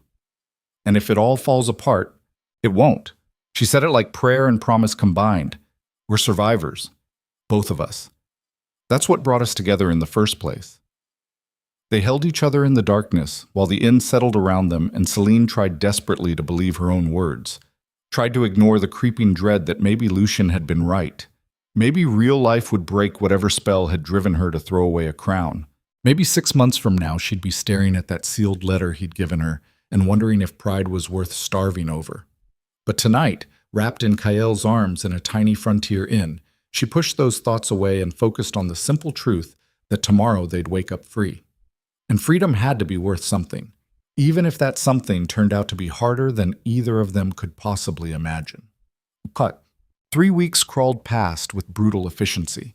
They moved from village to village along the frontier, trying to find somewhere that felt safe enough to actually settle. Each place looked at them with the same mixture of suspicion and calculation. Too much gold. Too refined. Clearly running from something. The chest that had seemed so generous back in the capital was shrinking faster than Selene had anticipated. In rooms, meals, supplies, bribes to locals who might otherwise report suspicious refugees to Imperial patrols. It all added up. Kale grew increasingly withdrawn as the days passed.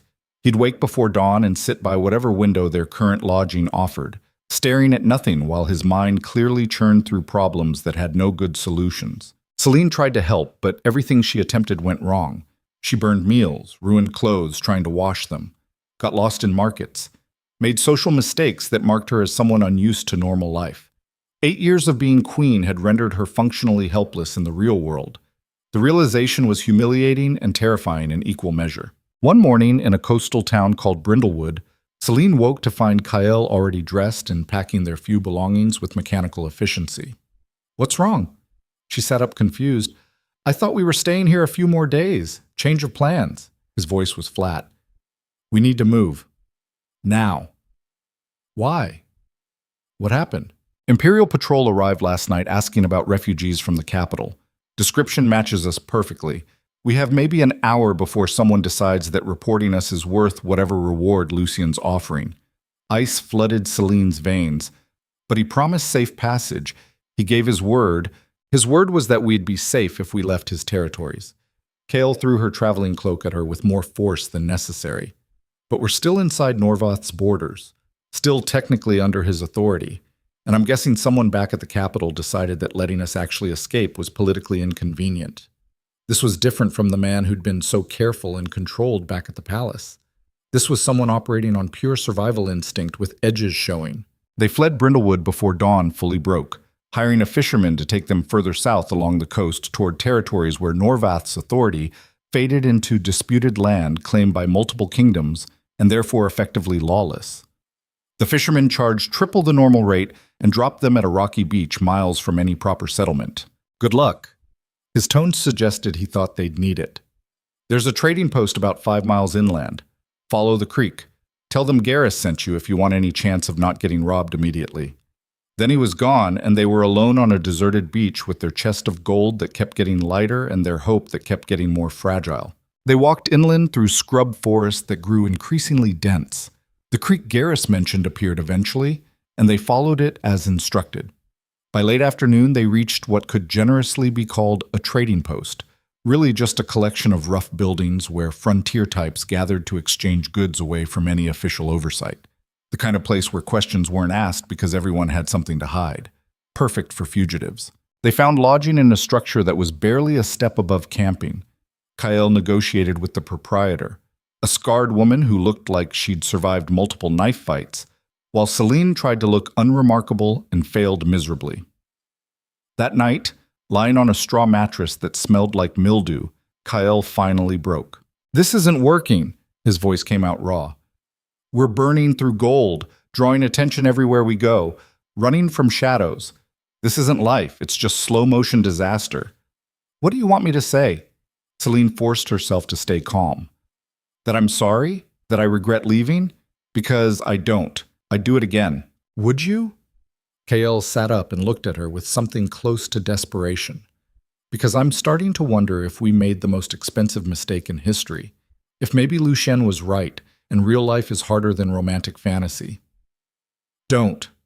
Selene's voice hardened. "Don't do this.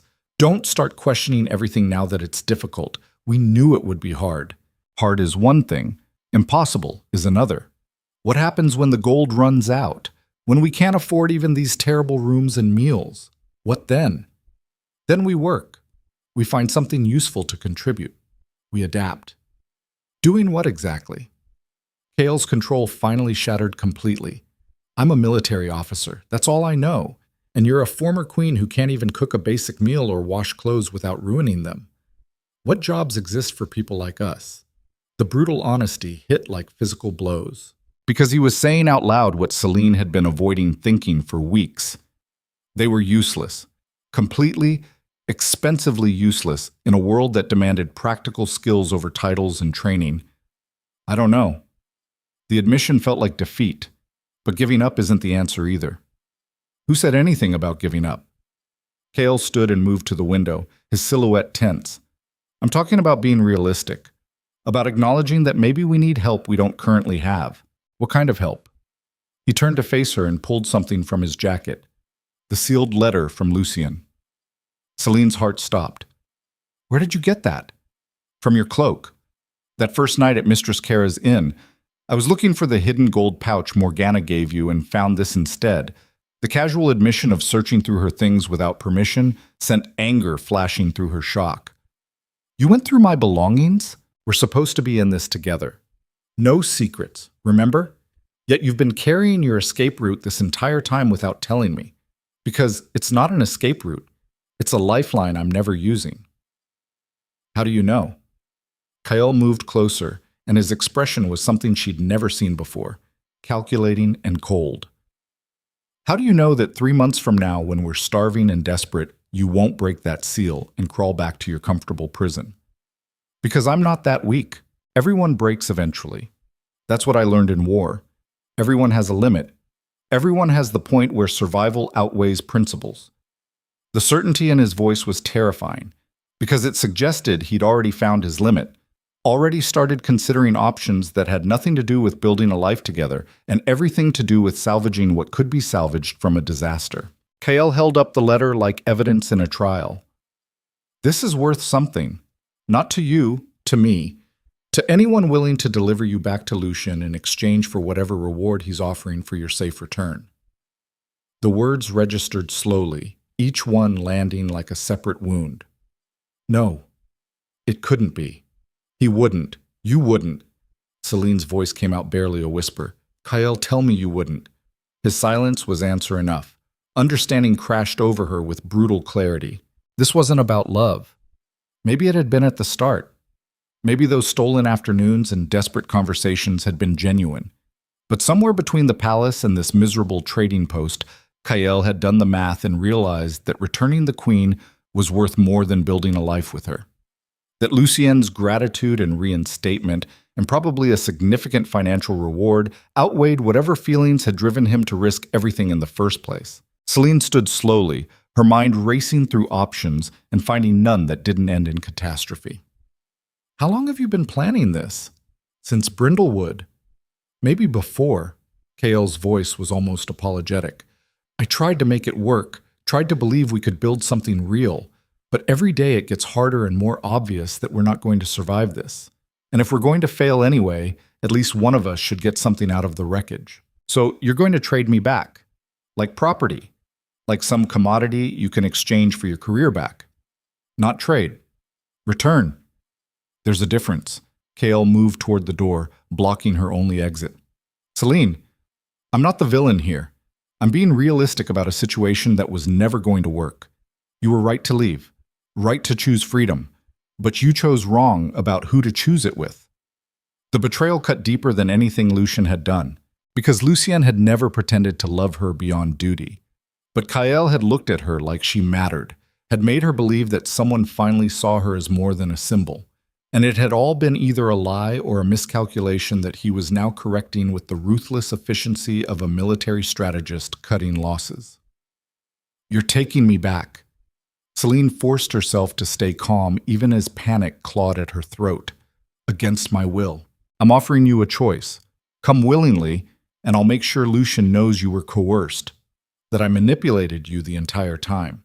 It might be enough to restore some of your position, or fight me and make it harder on both of us. This isn't a choice. This is hostage negotiation. It's survival.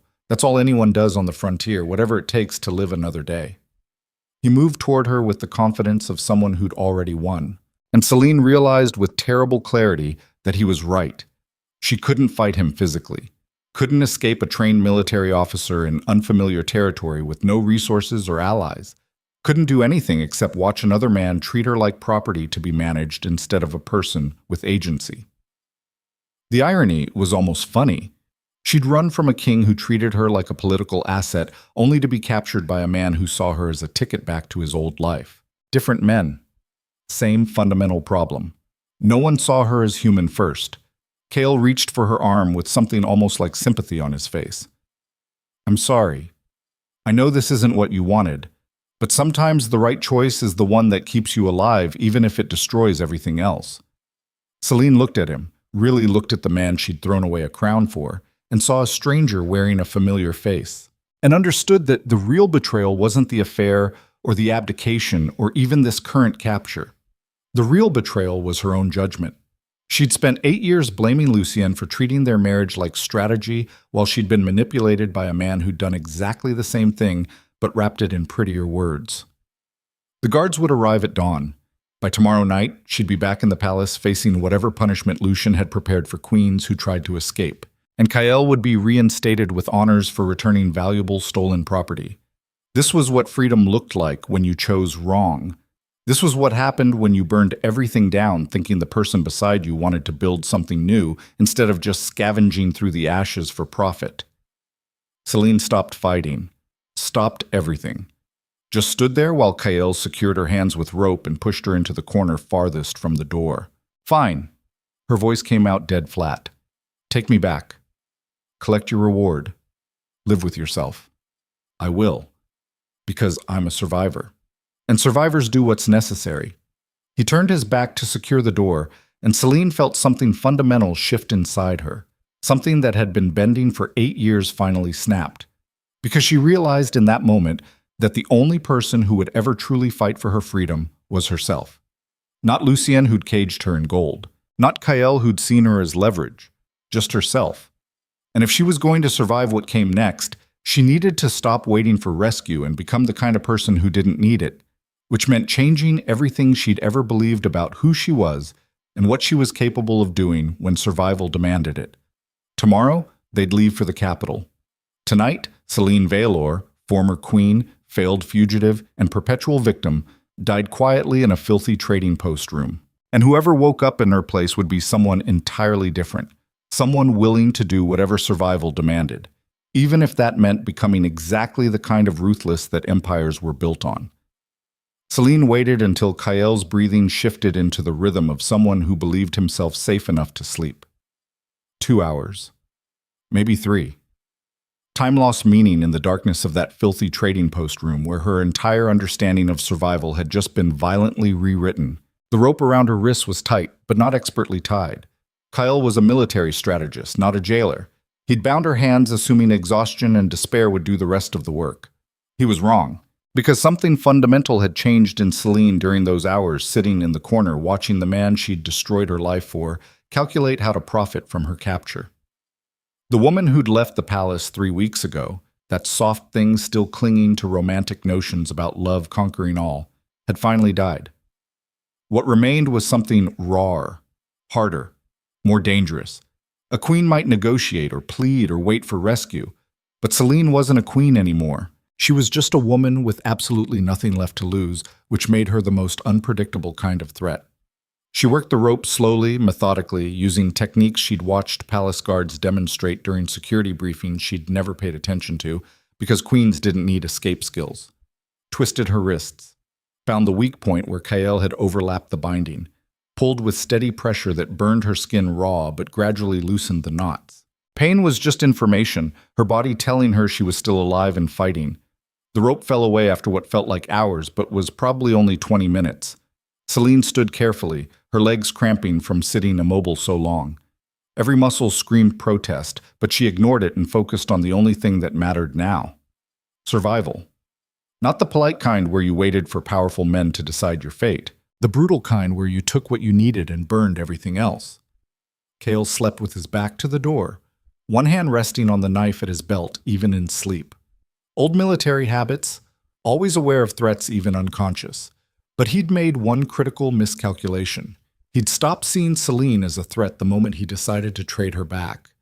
Stopped considering that desperation didn't just break people. Sometimes it forged them into something capable of things they'd never imagined before necessity demanded it. Selene moved across the room with careful silence. Her heart hammered so hard she was sure Kael would hear it.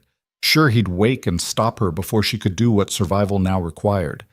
But he didn't stir. She reached the small table where he'd placed his traveling pack, found the sealed letter from Lucien with trembling fingers, tucked it into her dress along with the remaining gold from the chest he'd already started dividing for his own profit. Then she picked up the knife he'd left on the table. The weight of it felt foreign and terrible in her palm. Selene had never held a weapon before, never considered violence as solution to anything. Queens didn't fight their own battles. They had guards and soldiers and the weight of empire to protect them. But she wasn't a queen, and protection was a myth she could no longer afford to believe in. She stood over Kael with the knife shaking in her grip and tried to decide what kind of person she was willing to become to survive this. Could she kill him? Actually drive steel through flesh and end a life to protect her own freedom? The old Selene would have said no, would have been horrified at even considering it. But the old Selene had died tonight in this room. What remained was someone who understood that mercy was a luxury and hesitation got you captured. Her hand steadied. Kael's throat was exposed. One quick slash, and he'd bleed out before he could scream. She'd seen enough combat injuries during hospital visits to understand anatomy, knew where the important vessels ran, could do this if she committed fully, should do this to ensure he never got the chance to betray her again. The knife moved closer to his neck, then stopped. Not because of mercy or residual affection, but because of calculation. Killing Kael created complications. His body would be found, questions would be asked, Imperial patrols would investigate, and a woman traveling alone with fresh blood on her clothes would be too obvious, too memorable. Better to leave him alive and unconscious with a story he couldn't tell until she had significant distance. Selene adjusted her grip and brought the knife handle down hard against the back of his skull. The impact made a sound like breaking wood. Kael jerked once and went limp. She hit him again to be sure, then used his own rope to bind his hands and feet with knots that would take him hours to work free from. Gagged him with torn fabric from his shirt. By the time he woke, she'd be gone, and he'd have to explain to whoever found him how he'd managed to lose the prize he'd been planning to trade. Selene searched his pack thoroughly and took everything useful. More gold than he'd told her about. A second knife. Flint and steel. The map showing routes back to the capital that she'd need to avoid. Then she stepped over his unconscious body and opened the door as quietly as possible. The trading post was dark and silent. A few people snored in other rooms, but no one stirred as she crept through the main area and out into the night. The forest waited like a mouth ready to swallow her whole. No horse, no guide, no clear destination beyond a way. Just her and stolen supplies and the crushing certainty that every choice from here forward would be the kind that left permanent marks. But she was free. Actually, terrifyingly free in a way she'd never been inside the palace or even during those weeks with Kael when she'd been running from one cage toward another. Selene disappeared into the trees and didn't look back. 3 days of stumbling through wilderness taught Selene more about survival than 8 years of palace life ever could. She learned that hunger was a constant companion that never really went away, that clean water was harder to find than gold, that sleeping on the ground turned your entire body into one massive bruise, that every sound in the darkness might be predator or patrol or both. She learned that fear could be useful if you didn't let it paralyze you, that pain was just sensation to be endured, that the difference between giving up and pushing forward was sometimes just telling yourself to take one more step, then another, until night fell and you could finally collapse. The frontier forest was vast and unmapped and indifferent to whether she survived or died. It didn't care that she'd been queen, didn't care about her affair or her choices or the drama that had destroyed her life. It just was. And somehow that brutal indifference felt more honest than anything she'd experienced in years. By the 4th day, Selene reached another settlement, larger than the trading post. Actual buildings and merchant stalls and people who looked like they might have legitimate business instead of just hiding from imperial law. She transformed herself as much as possible during the journey, cut her hair short with Kael's knife, rubbed dirt into her clothes and face until she looked more refugee than royalty, practiced walking and talking like someone who'd spent her life working instead of being served. It wasn't perfect, but it was better than showing up looking like an escapee from palace life. She found work in a tavern washing dishes and hauling supplies.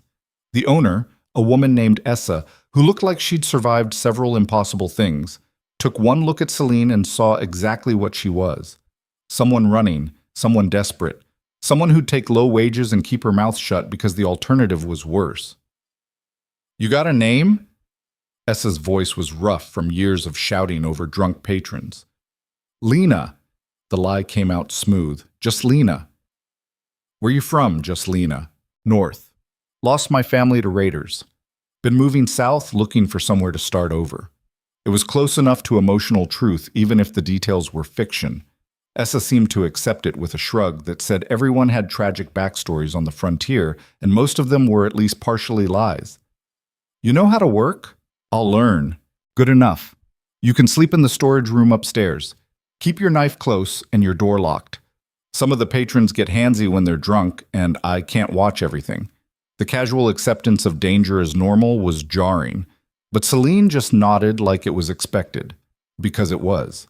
Out here, where laws were suggestions and protection was whatever you could manage yourself. She worked 16-hour days hauling barrels and scrubbing floors and serving drinks to men who looked at her with varying degrees of threat, kept her head down, spoke only when necessary, became invisible through the kind of careful anonymity that palace life had never taught her, but survival demanded immediately. At night, she counted her remaining gold and tried to figure out what came next. She couldn't stay here forever. Eventually, someone from the capital would pass through asking about a missing queen. Eventually, Kael would track her down or sell information about her location to whoever paid best. Eventually, her luck would run out. But for now, she had roof and food and the space to become someone new, someone who didn't need rescue or protection or powerful men deciding her fate. Someone who could survive alone if that's what freedom actually required. 2 weeks passed in exhausting routine. Selene's hands developed calluses. Her body adjusted to physical labor. Her mind learned to quiet the constant analysis and just exist in the present moment of washing dishes or hauling supplies or avoiding drunk patrons who got too close. She was becoming someone else, not just in name, but in fundamental nature. The woman who'd stood in the Great Hall and chosen freedom over crown felt like a stranger now. That person had still believed in romantic gestures and love conquering practical obstacles, had still thought freedom meant choosing who to be with instead of choosing to need no one. This new version understood differently. Freedom meant being so completely self-sufficient that betrayal became impossible because you'd stopped depending on anyone else. It meant becoming hard enough that nothing could break you, because you'd already been broken and rebuilt yourself stronger. It meant accepting that trust was a luxury and love was a liability, and survival came before everything else. The realization should have felt like defeat. Instead, it felt like power. Then everything changed the night a group of Imperial soldiers walked into Essa's tavern. Selene was serving drinks when the door opened and 5 men in Norvoth military uniforms entered with the casual arrogance of people used to authority working in their favor. They sat at a center table and demanded service with the tone of people who expected immediate obedience. She kept her face neutral and her movements efficient as she brought them ale and food. Tried not to let her hands shake. Tried not to think about what would happen if they recognized her despite the short hair and dirty clothes and careful anonymity. One of them looked up as she set down his mug, and their eyes met for half a second before Selene looked away and retreated toward the kitchen. Her heart hammered so hard she thought it might crack her ribs. Did he recognize her? Had that moment of eye contact been enough? She pressed herself against the kitchen wall and tried to breathe normally while panic clawed at her throat. Essa appeared beside her with knowing eyes. Those soldiers asking about someone? Selene nodded because lying seemed useless. A woman. From the capital. They're offering reward for information. You that woman? The question hung heavy between them. Selene could lie, could deny everything and hope Essa believed her or at least didn't care enough to pursue it, but something in the older woman's face suggested she already knew. That she'd probably known from the moment Selene walked into her tavern looking like expensive person playing dress-up as common refugee. Yes. The admission came out barely a whisper. But I'm not going back. Whatever they're offering, I'll pay you more to keep quiet and help me disappear before they figure it out. Essa studied her for a long moment, then nodded once. There's a back way through the cellar, leads to the forest north of here. Take it now while they're distracted. I'll tell them you left this morning heading south toward the coast. Why would you help me? Because I was you once, running from powerful men who thought they owned me. Someone helped me when they didn't have to. Now I'm passing it forward. Essa pressed a small pack into Selene's hands. Supplies. Enough to get you a few days' travel. After that, you're on your own. The unexpected kindness hit harder than any cruelty. Thank you. Selene's voice cracked. I don't know how to repay. Survive. That's payment enough. Now go before they start asking more questions. Selene fled through the cellar and into the forest with her heart racing and the knowledge that she'd just escaped capture by minutes. How close had that been? How much longer before her luck ran completely out?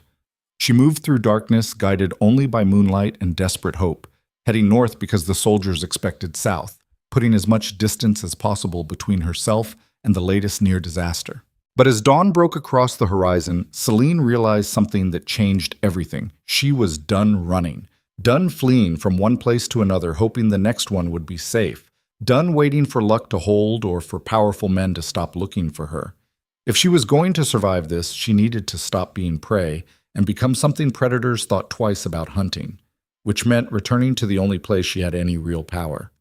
The capital, not to surrender, not to crawl back begging forgiveness, but to fight. To use everything she knew about palace politics and noble weaknesses and the empire's carefully maintained illusions to burn the entire system down if that's what it took to buy her actual freedom. The idea was insane and suicidal and exactly the kind of thing no one would expect, which made it the only move left that might actually work. Selene changed direction and started walking back toward the city she'd fled 4 weeks ago. Back toward the palace. Back toward Lucien. Not as a captured queen returning in chains, but as someone who'd learned what ruthlessness actually meant when survival demanded it. And this time she wasn't asking permission or waiting for rescue. This time she was bringing the war directly to the people who thought they could control her. The journey back took a week of careful movement through territories she'd fled through as frightened refugee. Now she moved with purpose and a plan that crystallized more clearly with each mile. She couldn't walk into the palace openly. Guards would arrest her immediately. But she could use the servant passages she'd learned about during 8 years of marriage. Could navigate the underground networks that connected kitchens to noble quarters to royal chambers. Could become a ghost in her own former home. The capital loomed on the horizon like a familiar nightmare. Selene circled wide to approach from the eastern side, where servant entrances fed into the palace complex.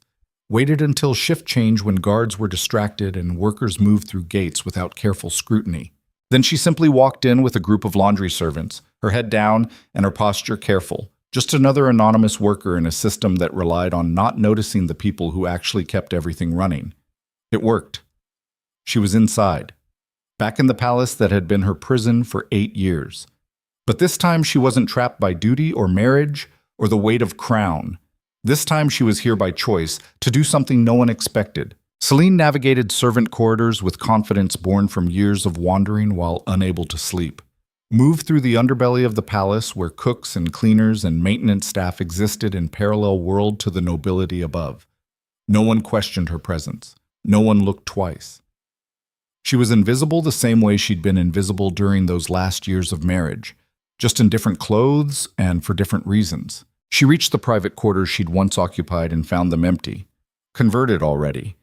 Some other woman probably being groomed to replace her as Lucien's decorative political asset. The sight should have hurt. Instead, it just confirmed that she'd been right to leave. That she'd always been replaceable. Always been just a function instead of a person. Selene took what she needed from storage chambers. Documents, maps, information about troop movements and political alliances and the secret weaknesses of nobles who'd smiled at her during balls while plotting against the throne behind Lucien's back. 8 years of being overlooked meant 8 years of seeing things people thought didn't matter because a decorative queen couldn't possibly understand or use political intelligence. They were wrong. She understood perfectly, and now she was going to weaponize every secret she'd accumulated. The council chamber was her next target. Empty at this hour, but containing the records of every major decision made during Lucien's reign. Tax policies. Military deployments, trade agreements. The machinery of empire laid bare in leather-bound ledgers. Selene photographed pages mentally, committing the most damaging information to memory. The places where Lucien had overreached, where nobles had taken bribes, where the empire was vulnerable to economic or military pressure. All the careful corruption that kept Norvath running but would destroy it if exposed to public scrutiny. She was building an arsenal, not of weapons, but of information that could bring down an empire if deployed correctly. The throne room was her final destination, empty and dark. The black iron throne where Lucien had sat when he'd offered her that terrible choice gleamed faintly in moonlight from high windows. Selene stood before it and felt nothing but cold assessment. This was just furniture, just a chair given meaning by people who agreed to pretend it mattered. All of this, the palace, the crown, the empire, was just agreed upon fiction held together by the collective belief that it was real and important and worth killing for. But fiction could be rewritten. Belief could be shattered. And Selene had just spent 4 weeks learning exactly how much power existed in refusing to play roles other people assigned. Footsteps echoed in the corridor outside. She melted into shadows behind a pillar as guards passed on their rounds, waited until silence returned, then moved toward the private exit she'd been aiming for all along. Lucien's personal chambers. The king was asleep when she entered through the servants' passage that connected to his dressing room, alone. No guards inside because even paranoid rulers needed privacy sometimes. The vulnerability was striking. Lucien Drakhar, the most feared man in the Western kingdoms, lay sleeping in a massive bed with his guard completely down. She could kill him, actually end this entire nightmare with one knife thrust while he was defenseless. The thought crossed her mind with disturbing clarity. How easy it would be. How much simpler everything would become if the king simply died in his sleep and she disappeared before anyone discovered the body. Selene stood at his bedside with Kael's knife in her hand and watched her husband breathe. But she didn't strike, not because of mercy or residual feeling, but because killing him would make her the villain in a story where she needed to be something else entirely. Martyr, maybe. Or revolutionary. Or the woman who proved that empires could be challenged without violence if you understood their actual weaknesses. She needed Lucien alive, needed him to face what he'd created and what it had cost. Needed him to understand that destroying her hadn't made him stronger. It had just proved how fragile his power actually was when the illusion of control collapsed. So instead of killing him, she did something far more devastating. She set the knife on his nightstand where he'd see it immediately upon waking, left the pile of copied documents beside it, all the secrets she'd gathered, all the vulnerabilities she'd identified. And on top of everything, she placed a note written in the same hand that had signed official documents for 8 years. The message was simple. You taught me that everything is strategy, that mercy is a tactic, that even heartbreak gets weaponized. I learned well. Better than you probably intended. Now you get to choose. Public exposure of every corrupt deal and secret weakness or private negotiation. I'll be waiting in the war chamber at dawn. Come alone or watch your empire collapse before breakfast. Your move, King. She signed it with her old formal title just to make the point clear. Selene Valor, former Queen of Norvath. Then she left through the same servant passage and made her way to the war chamber where they'd first met, where Kael had looked at her like she was human instead of symbol, where everything had started its catastrophic spiral toward tonight. She sat in the same chair she'd occupied that night and waited for dawn, waited for Lucien to discover her message and make his choice, waited to see if the man who'd spent 8 years treating their marriage like a strategic asset would recognize the kind of threat she'd become. Because this wasn't about love anymore, wasn't even about revenge. This was about forcing the most powerful man in the Western kingdoms to acknowledge that he'd created his own worst enemy by forgetting that neglected people don't just disappear. They evolve. And what they evolve into depends entirely on what survival demands. The eastern sky began lightening toward dawn. Selene heard footsteps approaching through the corridor outside. Heavy, deliberate, alone. The door opened and Lucien stood there in sleeping clothes with her knife in one hand and her message in the other. His face was a study in conflicting emotions, rage, shock, something that might have been admiration buried under the fury. They stared at each other across the war chamber in the pre-dawn darkness. Two people who'd destroyed each other trying to survive what love looked like inside systems built to crush anything soft. Lucien spoke first, his voice rough from sleep, and something that sounded like disbelief. You came back. After everything, you actually came back. I never left. Selene's voice was steady. Not really. I've been here the whole time, in every secret you tried to hide, every vulnerability you thought was protected, every piece of intelligence I gathered while you treated me like decorative furniture. I've been watching and learning and waiting for the moment to use it all. Lucien moved into the room slowly, like approaching something dangerous. You're threatening me. In my own palace. After I granted you safe passage and mercy when I should have executed you. You granted me exile when you should have fought to keep me. Should have admitted years ago that you'd let duty destroy the one real thing you actually cared about. Now you get to live with that choice while I stand here proving that the person you dismissed was far more dangerous than you ever imagined. The accusation hung between them like drawn steel. Lucien set the knife down on the war table with careful precision. What do you want, Selene? Reinstatement? Revenge? To watch me grovel? I want you to see me. Actually see what you created by treating our marriage like a strategic negotiation instead of a partnership. I want you to understand that you didn't lose me to Kael. You lost me to your own cold calculation years before he appeared. And now you get to choose what kind of king you want to be. The one who crushes threats with violence, or the one who admits when he's been catastrophically wrong. And if I choose violence, if I have you arrested and executed for treason? Selene pulled a sealed envelope from her dress and placed it beside the knife. Then copies of everything I gathered tonight get delivered to every rival kingdom and rebellious province simultaneously. Your empire fractures before the end of the week. Your carefully maintained image of control collapses. Every noble who's been waiting for weakness will strike at once. You might survive, but Norvath won't. The bluff was massive, and they both knew it. She had no network to deploy those documents, no way to coordinate simultaneous distribution. But the threat was believable enough if Lucien didn't call it. He stared at the envelope like it might explode. You're serious? You'd actually destroy everything rather than let me win. There is no winning here. That's what you never understood. This was never a competition. It was supposed to be a partnership, and you turned it into warfare, where the only options were domination or surrender. So now I'm offering you the one thing you never gave me. An actual choice made between equals instead of ruler and subject. What choice? Negotiate. Sit down and actually talk to me like I'm a person instead of a problem to solve. Figure out together what comes next. Or refuse and watch me burn everything to the ground just to prove that queens who get dismissed become far more dangerous than kings who forget they're human. The dawn light strengthened through the windows, illuminating them both in harsh clarity. Lucien looked older than she remembered, tired, like the weight of empire had been crushing him the same way it had been crushing her, just with different symptoms.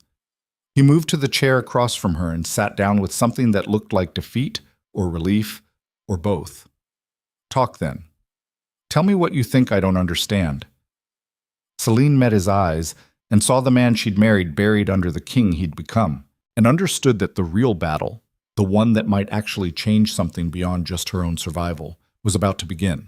Not with weapons or armies, but with the brutal honesty neither of them had been capable of when love and duty were still tangled together into something neither could survive intact. The war chamber filled with dawn light as two people who'd destroyed each other sat across a table covered in maps of an empire neither fully controlled anymore. Lucien stared at the documents Selene had gathered. Every vulnerability, every corrupt deal, every weakness in the system he'd spent his life building and maintaining. His face cycled through emotions too complex to name before settling into something that looked like exhausted recognition. You've been planning this. His voice was flat. Since you left. Since before you left, probably. Gathering ammunition for exactly this moment. No. Selene kept her hands folded on the table to stop them from shaking. I was just paying attention, something you never thought I was capable of, because you decided I was decorative instead of dangerous. Every council meeting where you discussed things like I wasn't in the room, every private conversation you had with advisors while I sat quietly in the corner, every secret you thought was protected because who pays attention to the queen? The accusation landed with surgical precision. Lucien's jaw tightened. So this is revenge. You came back to prove you could destroy me if you wanted. This is reckoning. There's a difference. Selene leaned forward slightly. Revenge would be using these documents immediately, watching your empire collapse and walking away satisfied. Reckoning is sitting here and making you understand what you actually did. Not just to me, to yourself.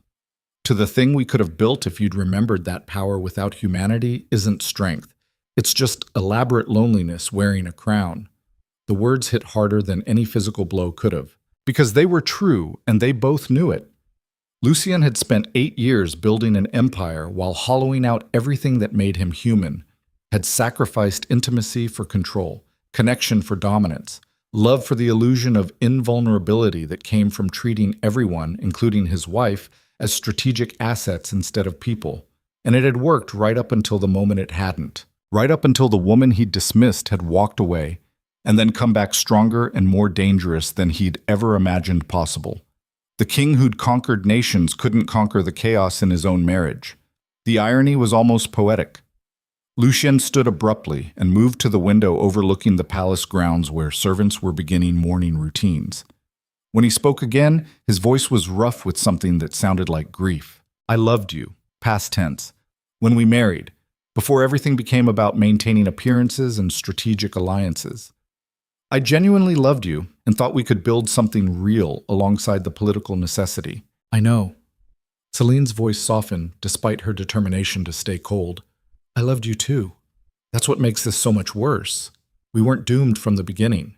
We destroyed ourselves through choices, through prioritizing duty over actually being present with each other, through letting the Empire consume everything until nothing was left except performance. So what now? Lucien turned to face her with raw honesty on his face for maybe the first time since their wedding day. You've proven your point, demonstrated that you're more dangerous than I gave you credit for. Where does that leave us? The question hung in the air between them like smoke from burning bridges. Selene had come here planning to negotiate terms, to force concessions that would guarantee her freedom and safety, to extract whatever price she could from a man who'd treated her like property. But sitting here watching the dawn illuminate Lucien's exhausted face, she realized that vengeance was hollow, that destroying him wouldn't heal what had been broken, that the only thing worse than staying trapped in a loveless marriage was spending the rest of her life defined by her escape from it. There were lessons buried in the past 4 weeks that went deeper than simple survival. Lessons about what happened when people forgot they were human first and titles second. About how empires built on appearances eventually collapsed under the weight of their own lies.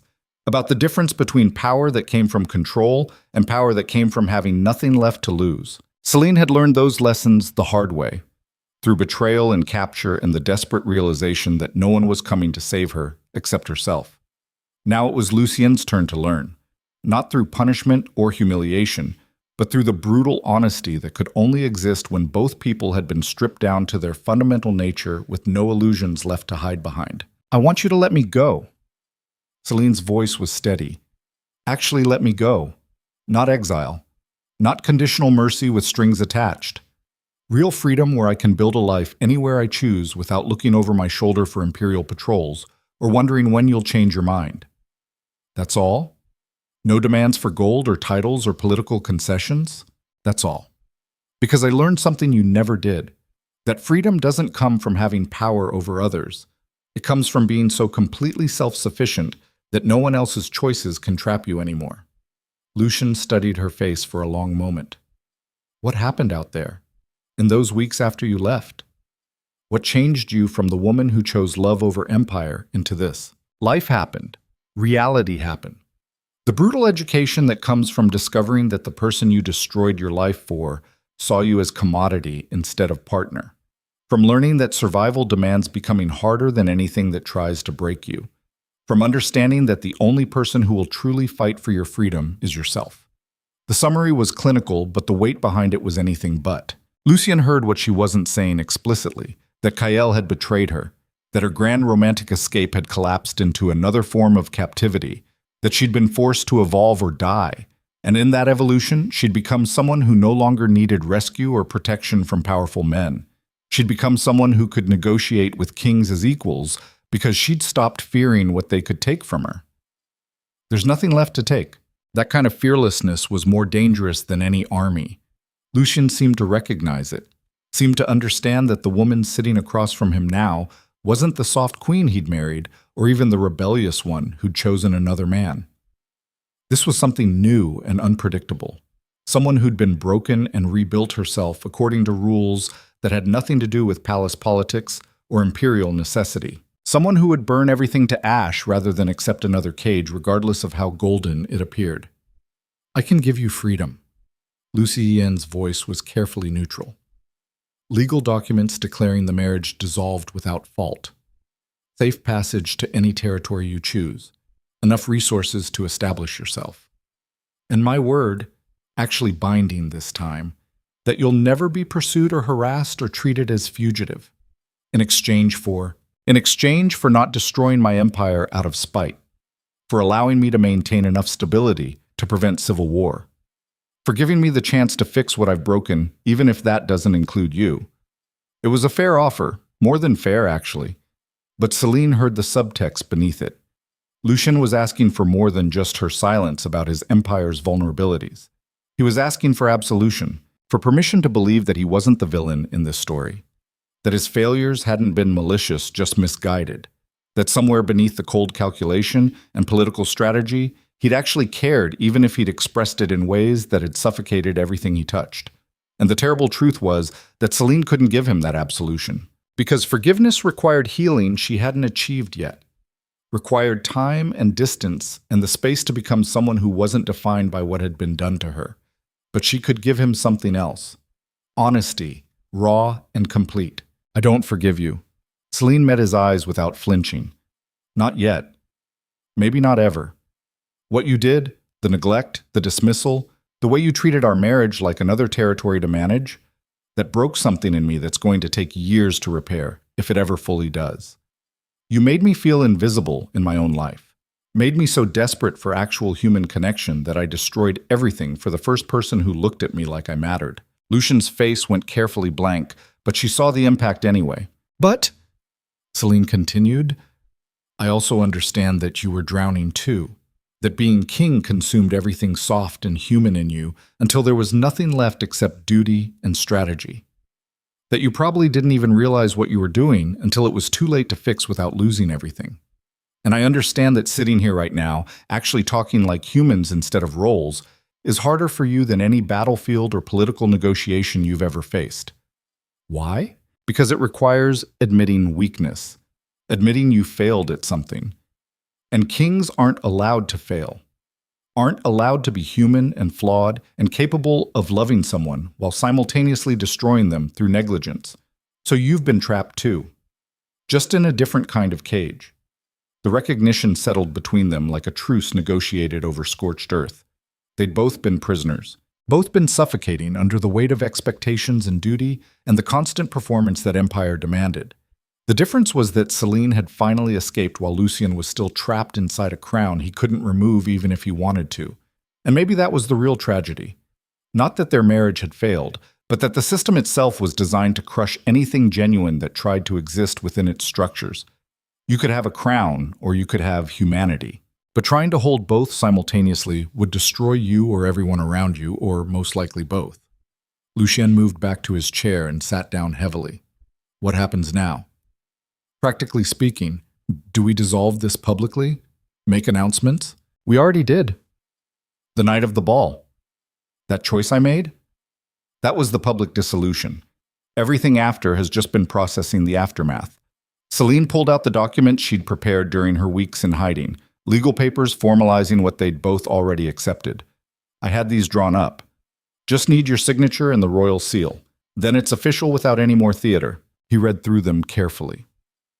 Standard dissolution language, division of assets, mutual release from obligations, nothing vindictive or punitive, just clean severance. You're being remarkably fair, because I don't want to be tied to you anymore. Not through love or hate or complicated revenge scenarios. I want complete severance so I can actually start building something new instead of spending my life defined by what I escaped from. The brutal honesty was almost refreshing. Lucien signed the documents with steady hands, then pressed his royal seal into the wax. Done. You're officially free. Legally, permanently. Selene took the papers and folded them carefully. Thank you. For what? Destroying you, then setting you free? That's not exactly praiseworthy, for finally being honest. For sitting here and actually talking instead of performing or strategizing or treating this like another political problem to solve. For showing me that underneath the king is still a man capable of recognizing his own failures, even if it's too late to fix them. The acknowledgement seemed to surprise him. They sat in silence for several minutes as the palace woke around them. Servants moving through corridors, guards changing shifts, the machinery of empire grinding forward regardless of personal drama or shattered marriages. Life continued. That was perhaps the most sobering realization of all. That everything they'd been through, the affair, the scandal, the public humiliation, the exile in return, all of it barely registered in the larger context of an empire that would outlast them both and forget their story within a generation. They were just people, complicated and flawed, and doing their best to survive systems designed to consume them. Not heroes or villains, Just humans making catastrophic mistakes while trying to navigate the impossible space between duty and desire. Lucien spoke first, breaking the silence. What will you do now? Where will you go? South. Maybe west. Somewhere far from here where no one knows who I was. I'll build something small and real, maybe open a tavern or work in one. Something honest where I can just be a person instead of a symbol. That sounds lonely. Lonely sounds peaceful after 8 years of suffocating under expectations and performance. Besides, Selene smiled slightly. I learned that being alone is different from being lonely. Alone is choice. Lonely is isolation. I'm choosing alone until I become someone whole enough to risk connection again. The wisdom in that statement came from hard lessons, from betrayal and survival, and the brutal recognition that sometimes the healthiest thing you could do was completely disengage from everyone and everything until you remembered who you were beneath all the roles people had assigned. And will you risk connection again eventually? Maybe. If I find someone who sees me as person first and everything else second. Someone who doesn't need me to be queen or salvation or rebellion. Just human, flawed and complicated and still figuring things out. That sounds nice. What about you? Selene studied his face. Will you remarry? Find another decorative asset to stand beside the throne? Probably. Eventually. Duty demands it. But, Lucien's voice dropped. I'll do it differently, with more honesty about what's actually possible, less performance, more actual partnership. Though I'm not sure anyone will want to marry the king who couldn't keep his first queen from running away. Someone will. People always want crowns. Just make sure you actually see them as human instead of function this time. I'll try. Though I'm not sure I know how anymore. How to separate the role from the person. Then learn. The same way I had to learn how to survive alone.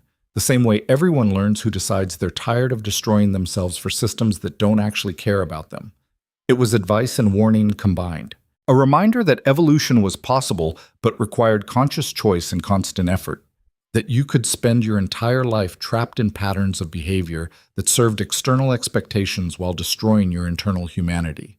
Or you could wake up one day and decide to be different, even if that meant burning down everything you'd built and starting over from ashes.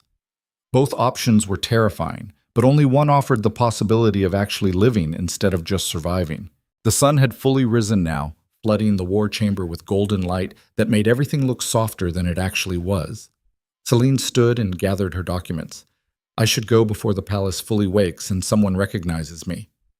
Lucien stood too. I'll have supplies and transport arranged, enough gold to establish yourself properly, and letters of passage that will protect you anywhere in the Western kingdoms. Thank you. But I don't need protection anymore, just freedom. Take them anyway. Considerate payment for not destroying my empire when you clearly could have. She nodded and moved toward the door, paused with her hand on the handle, and looked back at the man she'd married when she was too young to understand what love actually required. For what it's worth. Her voice was soft. I hope you find whatever version of happiness is actually possible inside a crown. I hope you learn to be human again. And I hope the next woman you marry is strong enough to demand it from you instead of quietly suffocating like I did. Lucien's expression cracked slightly. I hope you find peace. Real peace. The kind that comes from building a life where you don't have to perform, or hide, or compromise yourself into nothing. The farewell was inadequate for everything they'd been through. But it was honest. And honesty was the only thing either of them had left to give. Selene left through the servant passages she'd used to infiltrate the palace, made her way to the eastern gate where a carriage waited with supplies and documentation, climbed inside without looking back at the massive structure that had been her cage for 8 years. The driver asked where she wanted to go. South. Keep driving until the capital disappears completely. Then we'll figure out the rest from there. Simple directions for a complicated journey. But simplicity was what she needed now. Clear purpose. Forward movement. The steady accumulation of miles between herself and everything that had tried to define her. The carriage rolled through the city as citizens began their morning routines. None of them looked twice at the unmarked vehicle carrying a former queen toward whatever came next. She was anonymous again. Free again. Actually free this time without betrayal or capture waiting to drag her back. The weight of it hit somewhere around the city boundary. Selene felt tears burning behind her eyes and let them fall without trying to stop or hide them. Grief and relief tangled together into something too complex to name. She'd lost everything. Her marriage, her crown, her position, her carefully constructed life. But she'd gained something infinitely more valuable: herself. The person she actually was beneath 8 years of performance and duty and trying to be whatever everyone else needed instead of discovering what she needed herself. That person was still forming, still figuring out who she wanted to be now that all the external definitions had been stripped away.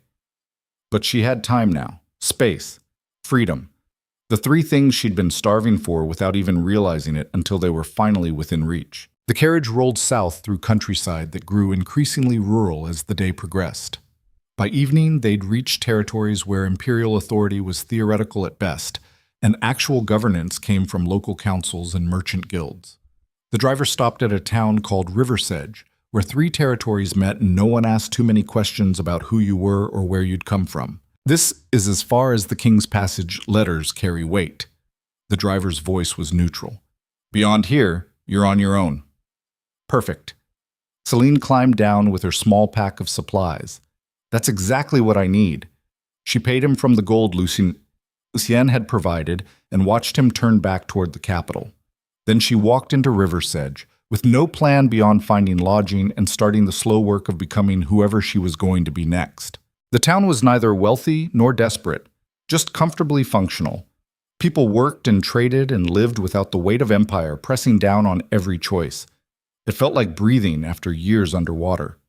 Selene found a small inn run by a family who took her money and didn't ask questions.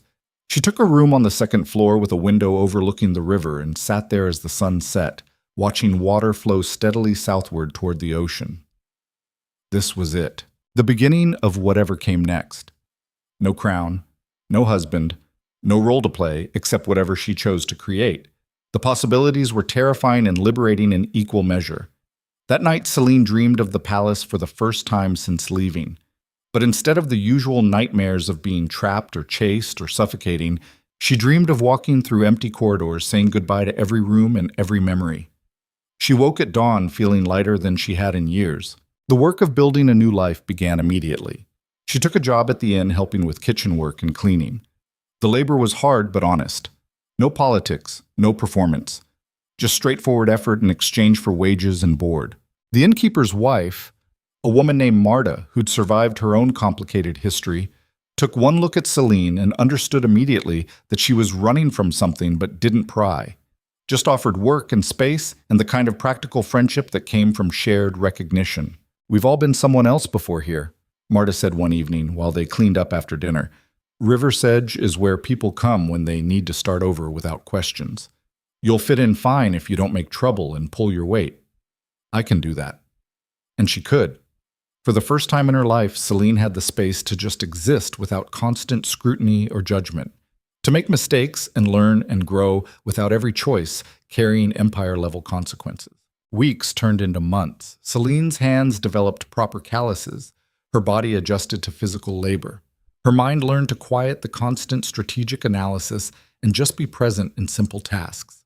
She made friends with other workers, shared meals and stories, and the kind of casual intimacy that came from working alongside people day after day. Nothing romantic or complicated, just human connection built on actually seeing each other instead of using each other. It was healing in ways she hadn't expected. The slow reconstruction of identity that came from discovering what she actually enjoyed when no one was watching or judging. What made her laugh? What frustrated her? What skills came naturally versus what she had to work at? She was becoming real. Not the performed version of herself that palace life demanded. Not the desperate rebel who'd thrown everything away for an affair. Just a woman learning to live honestly in her own skin without apology or explanation. 6 months after leaving the capital, Selene received a letter forwarded through careful channels. She recognized Morgana's handwriting immediately and felt her heart clench with complicated emotions. The letter was brief but warm. Updates from the capital. News that Lucien had indeed remarried, this time to a woman who apparently gave him as good as she got and had already started pushing for legal reforms protecting women's rights in marriage contracts. Word that the affair scandal had faded into just another piece of palace history people gossiped about but didn't really care about anymore. And at the end, A simple line that made Selene smile through tears. I'm proud of you. For surviving. For choosing life over slow death. For becoming someone real instead of staying someone performed. Come visit someday when you're ready. But only when you're ready. Love always, M. The validation from someone who'd witnessed the entire disaster hit harder than expected, because it confirmed what Selene had been slowly coming to believe over these months of honest work and simple living. That leaving had been right. That choosing herself over duty and crown and other people's expectations had been the only choice that could lead to actual survival instead of just continued suffocation. That sometimes the most radical thing you could do was refuse to be destroyed by systems designed to consume you. She kept the letter in her room and read it sometimes when doubt crept in during hard days. A year passed, then another. Selene stayed in Riversedge and built a life so different from her palace existence that sometimes it felt like those 8 years had happened to someone else entirely. She eventually bought partial ownership in the inn with gold she'd saved from working, became Marta's partner in running the place, developed a reputation for fairness and good business sense that had nothing to do with royal training and everything to do with actually paying attention to people's needs. She had lovers occasionally, brief connections that burned bright and faded without drama. Nothing that threatened her hard-won independence or required her to compromise the self she'd fought so hard to discover. She was content, not deliriously happy in the way romantic stories promised, but genuinely content in the way that came from building something real on your own terms without needing validation from anyone else. And slowly, the wound of betrayal healed. Not completely. There were still nights when she thought about Kael's betrayal, or Lucien's neglect, or the entire catastrophic spiral that had brought her here. But those thoughts carried less weight over time, became just part of her history instead of the defining trauma that controlled her present. She learned that healing wasn't a destination you reached and stayed at forever. It was a practice, a daily choice to keep moving forward even when the past tried to drag you backward. Some days were easier than others, but all of them were hers. Actually hers in a way nothing in the palace had ever been. 3 years after leaving the capital, a stranger walked into the inn late one evening. Selene was working the common room, serving drinks and managing the usual crowd of traders and travelers when she looked up and froze. Lucien stood in the doorway wearing plain traveling clothes instead of royal regalia. No guards, no entourage, just a middle-aged man who looked tired but somehow lighter than she remembered. Their eyes met across the crowded room, and time seemed to stutter. Then Selene finished serving the drink in her hand, walked over with practiced calm, and said, "We don't have any rooms available. You'll need to try the inn down by the South Bridge." Lucien's mouth twitched in something that might have been a smile. "I'm not here for a room. I'm here to see if you'd be willing to have a drink with someone who once destroyed the best thing in his life through stupidity and neglect." The honesty was disarming. Selene studied him carefully, noted the changes 3 years had carved into his face, the softer edges, the less rigid posture, the way he stood there without demanding anything beyond a conversation. He looked more human than she'd ever seen him. "One drink," she gestured toward a quiet corner table. "But I have work to do after, so make it count." They sat across from each other again. Different room, different context, but the same fundamental dynamic of two people trying to figure out if honest conversation was possible after everything they'd destroyed. Lucien spoke first. "You look good, happy, like you've actually found what you were looking for." "I have. Most days anyway. What about you? How's the empire?" "Still standing, barely. Your replacement is terrifying in the best possible way. She's forcing reforms I never would have attempted and somehow making the nobles accept them. It's impressive and humbling. So you're learning, slowly, very slowly. But yes." He paused. "I came to apologize. Actually apologize without excuses or political calculation. What I did to you, the neglect, the dismissal, the way I treated our marriage, that was unforgivable. And I'm not asking for forgiveness. Just wanted you to know that I understand now what I couldn't see then. What changed? My new wife pointed out that I was repeating the same patterns, treating her like strategic asset instead of partner. She threatened to leave before we'd even been married 6 months, and I realized I was about to destroy another good thing through sheer stupidity. So I had to actually change, Actually do the work of becoming someone capable of intimacy instead of just dominance. The admission was remarkable, coming from someone who'd spent his life presenting invincibility. I'm glad. Genuinely. Selene meant it. You deserved to learn that lesson even if I had to be the casualty that taught it. You weren't a casualty. You were a survivor who refused to be destroyed. There's a difference. Lucien looked around the inn with something like respect. And you've built something real here. Something that's actually yours. I have. It's small and simple and sometimes frustratingly mundane. But it's mine. Every choice, every success and failure. Mine without someone else's empire crushing it or shaping it into something strategic. That sounds like freedom. It is. The kind I never could have found in the palace or beside a throne. They talked for another hour. Not about politics or scandal or the disaster of their marriage. Just two people catching up on how life had shaped them differently since they'd walked away from each other. It was healing in unexpected ways. Not reconciliation. Not even really friendship. Just acknowledgement that they'd both survived their shared destruction and become better people because of it. When Lucien finally stood to leave, he paused and looked at her one last time. Thank you. For everything you taught me, even if the lessons were brutal. I'm a better king and person because you refused to accept being dismissed. And thank you for letting me go. Actually letting me go. Not everyone would have. He left without ceremony, and Selene watched him disappear into the night. She felt no longing, no regret, no desire to return to anything they'd been. Just profound gratitude that they'd both survived the catastrophe they'd created and managed to become people capable of acknowledging it honestly. That night, Selene stood at her window overlooking the river and thought about everything that had led to this moment. The suffocating marriage, the desperate affair, the betrayal and escape, the hard lessons of survival, the slow reconstruction of identity. All of it had been necessary. Every painful moment had carved away something false and revealed something more real underneath. She'd lost a crown but gained herself, lost security but gained freedom, lost the performance and found authenticity. And in the end, that trade had been worth every difficult moment, because crowns could command loyalty and armies and empires. But the one thing no crown could ever truly control was the human heart, when it finally decided it deserved more than suffocation. Selene smiled and watched the river flow steadily toward the ocean. Tomorrow she'd wake and work and continue building the small real life she'd chosen. No drama, no scandal, no empire-level stakes, just existence on her own terms. And that was enough. More than enough. It was everything.